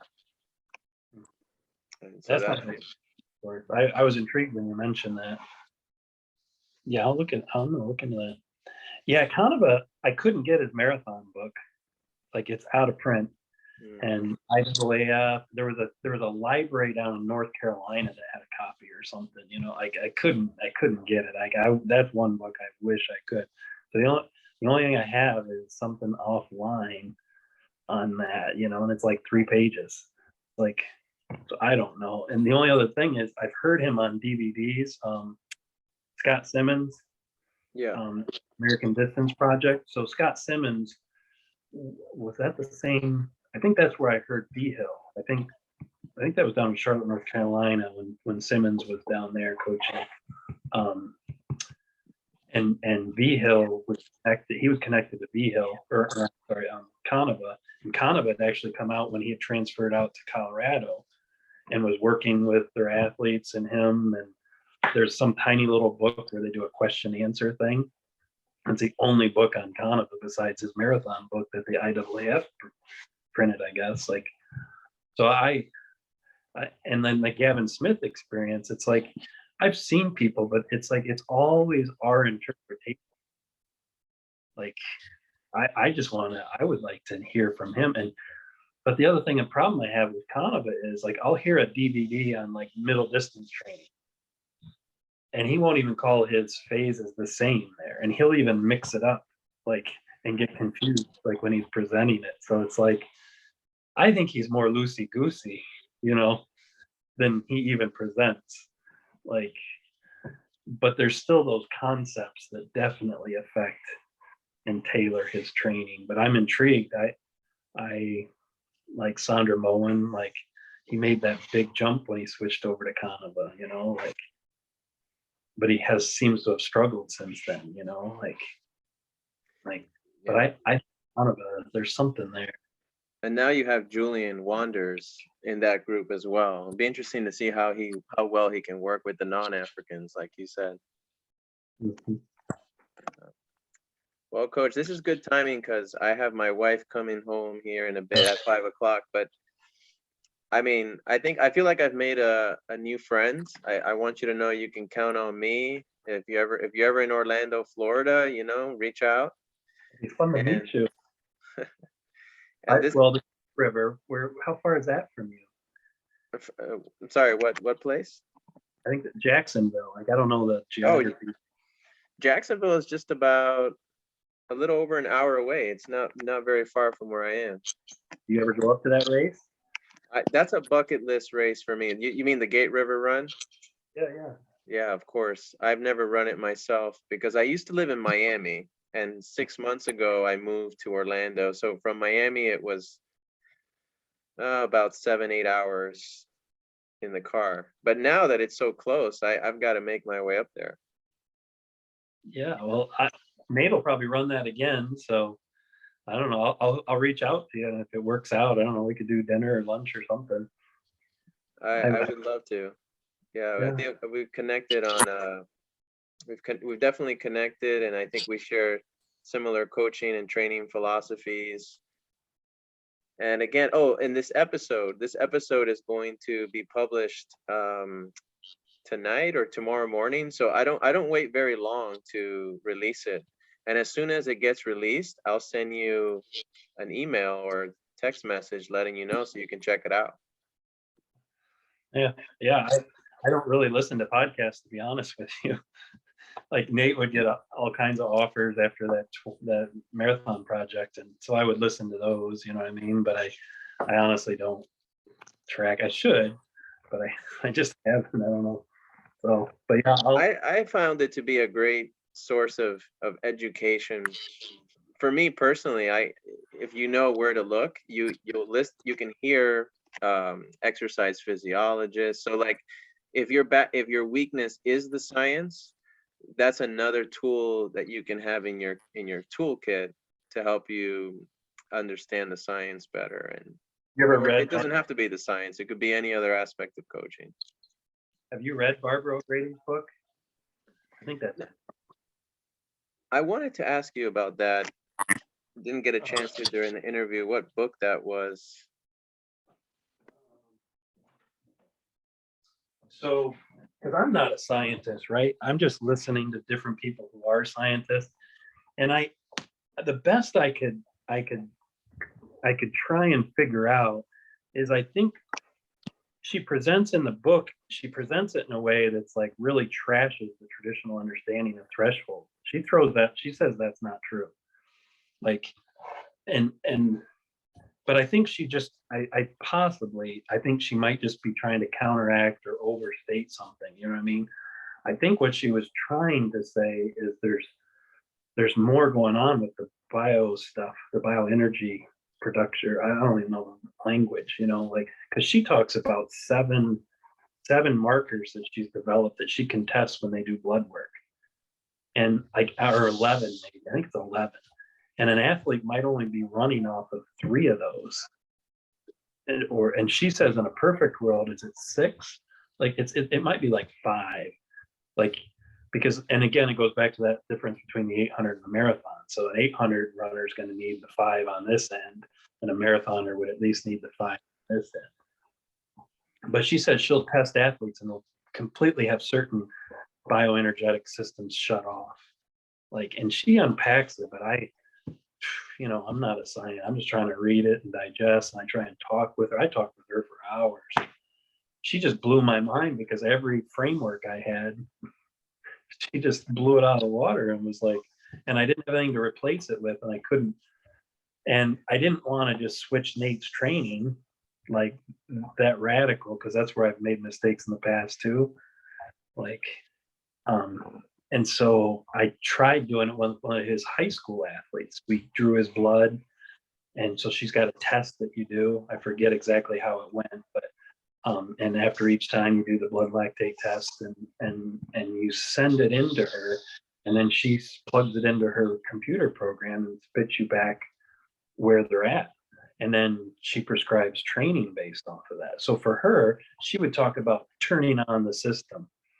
Like, so you might do like myo reps just to turn on whatever, anaerobic, how, I don't know, she has different categories, so she would call them.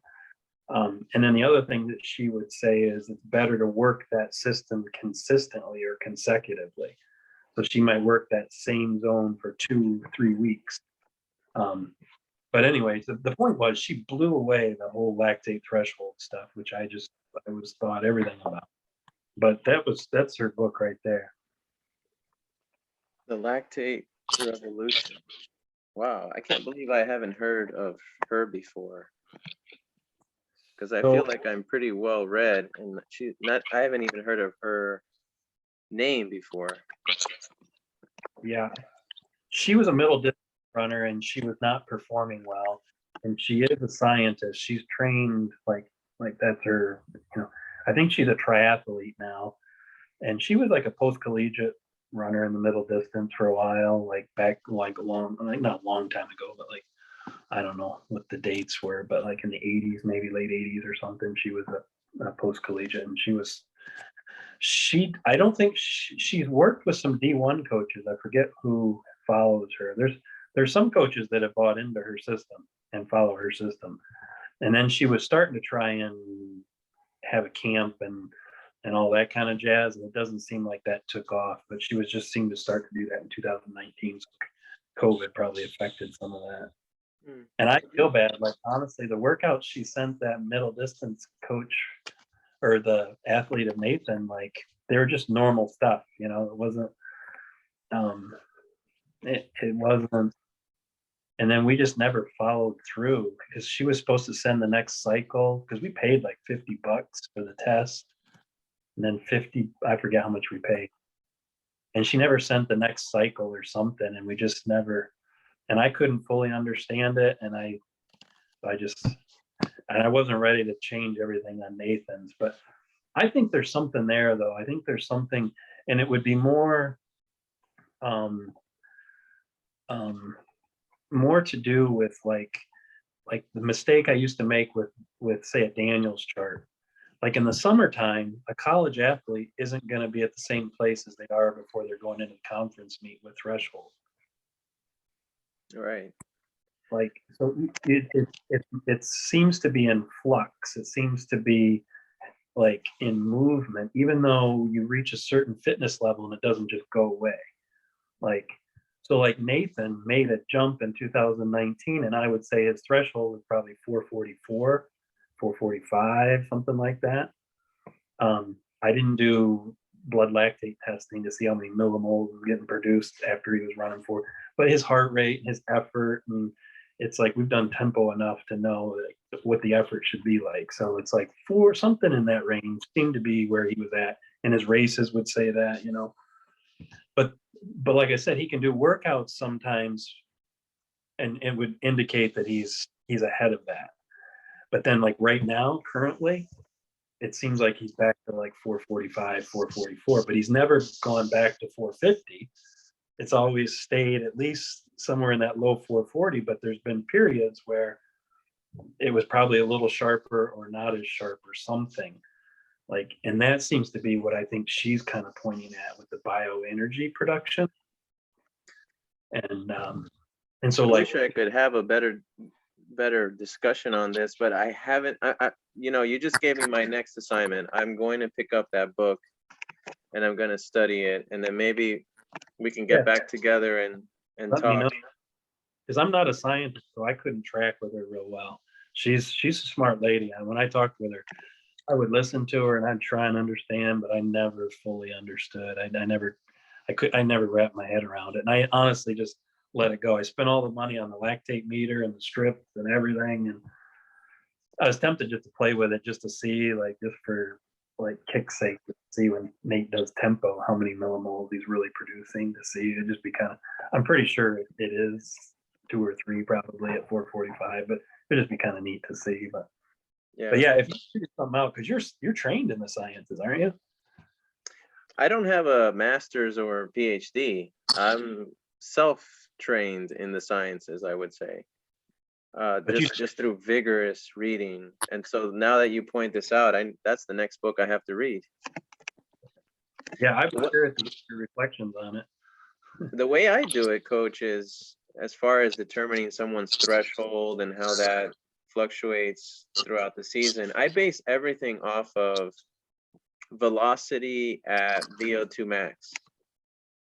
And so I start with a time trial, short enough that it's not going to wreck your athlete. It's not going to be too hard on them. So like a 7-minute all-out time trial. And then from there, you're assuming that represents 100% of their VO2. So you just take the fractional utilization of that VO2. You take, let's say, 85 to 88% ballpark. That's ventilatory threshold 2, or classic, what we call lactate threshold. And then you can establish all your training zones based on percentage of velocity at VO2 max.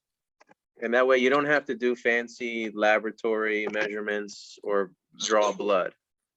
Yep. So I think what she criticizes, she would critique all those models. She would critique the time trial model. She critiques the Daniels charts.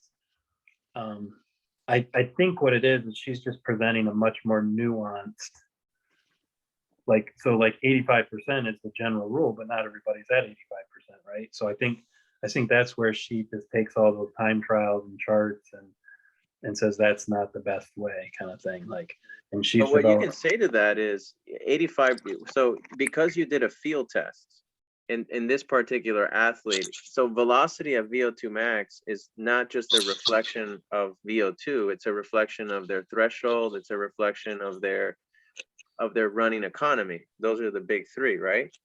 Right. So for that athlete, 85% of that speed is inducing their threshold, ventilatory threshold too, because there's several thresholds, right? There's also the aerobic threshold. But Right. that marker is especially important because we know that at that point, lactate is building, and not the lactate and the hydrogen ions, really, that's the killer. The calcium and the phosphate, that's creating acidosis in your bloodstream. Now things have gone outside the cell and they're impeding muscular function. Mhm. Yeah, I never fully understood her. So I'd be curious because you're good at that stuff. I'd be curious to see what you think. Because Could you hold up the book again so I can see how it's spelled, her name, and let me see below. Oh, there it is. Shannon Grady. Okay, I'm writing that down. Perfect. Okay. Yeah, she talked to me twice because it blew my mind when I read the book. So the first time I read it, I was just like, I'm like, she's like challenging everything, like, and it was just too overwhelming. I couldn't process it, and then her detailed stuff, because I get bogged down in details. I'm trying to understand concepts and ideas, so I didn't have a full grasp of her categories and I'm not good at that. I'm better at ideas. And then I tried reading some more, a little bit closer to try and pick up some more detail. And I just still was like, holy cow, like, and she's a scientist. So it's not like, what I mean? I'm not saying everybody would agree with her or anything, but like, she's not just blowing smoke, you know what I mean? Like, she's got some credibility there, and and when I talked with her, she'll talk, I mean, like, she's not just like a hack, I don't think, you know what I mean? Like, Well, it'd be interesting to see if she has come up with something revolutionary, then she can put it to the test. And is she working with athletes in the field, and are those athletes producing results? They are. And that's what she said personally. She was a middle distance runner, and she was probably cooked because you can cook your systems, like overwork them and they get non-responsive. So you can be training your butt off and get no response and not be getting faster. I've seen it in my own son. You become non-responsive, and it doesn't matter how hard you're working, you're not getting any better. No movement. And she sounds like, I mean, I don't remember her times, but I mean, she was a post-collegiate, like, professional. Like, she was, for her time period, because everything's faster now. Like, she wasn't like a superstar, but she was good. And so she was in college, I think, and she started not performing well and struggling. And people would say, oh, it's in your mind, it's mental, whatever. And so she's a scientist, physiologist or whatever. And so her argument was that her system was cooked, or I forget exactly how she would articulate it, but something, it had to do more with the training. It wasn't her head. And so there's a couple big D1 schools. Was it? I'd have to look and see who it is that follow her like approach and utilize her.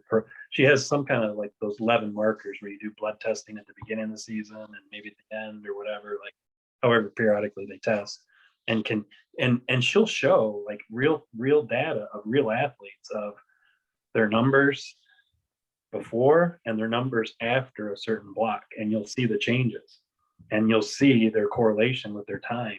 And then the other thing is, it's similar to like other charts where if you want to run a sub 3 hour marathon, she knows your numbers better be these numbers in these different areas, kind of thing. So just like you'd say, oh, you need your threshold at whatever, or your aerobic threshold at whatever, if you're ever going to run a marathon that pace. So similar type of approach, but just more dynamic and more complex, I think. But I'm intrigued by it. I could never figure it out. I never followed through. So I haven't personally utilized it, but there's college coaches doing it. She's done it with a number of athletes that she gives all that information in the book, you know. And then she is currently coaching a few post-collegiate runners, but they're not like, you know, crazy fast or anything. Like, so I don't think, kind of like what you said, that Daniels had a bigger showing, but it's not like there wasn't there at all. She's probably potentially similar if it's accurate, if it's legit, you know. Yeah. Well, let's make it a date. We'll get back together at some point and Or something. talk about it some more, because now you got me curious. Yeah, I'd love to hear your take on it, because I couldn't figure it out. Maybe we can do another episode where we just focus on this topic. If the two of us are educated enough on the topic, I think this would be fascinating. Yeah, see what you think. Get the book, and it'd be good for me to go back, because I've been meaning to go back. I was like, boy, I should go back and see if I can figure that out.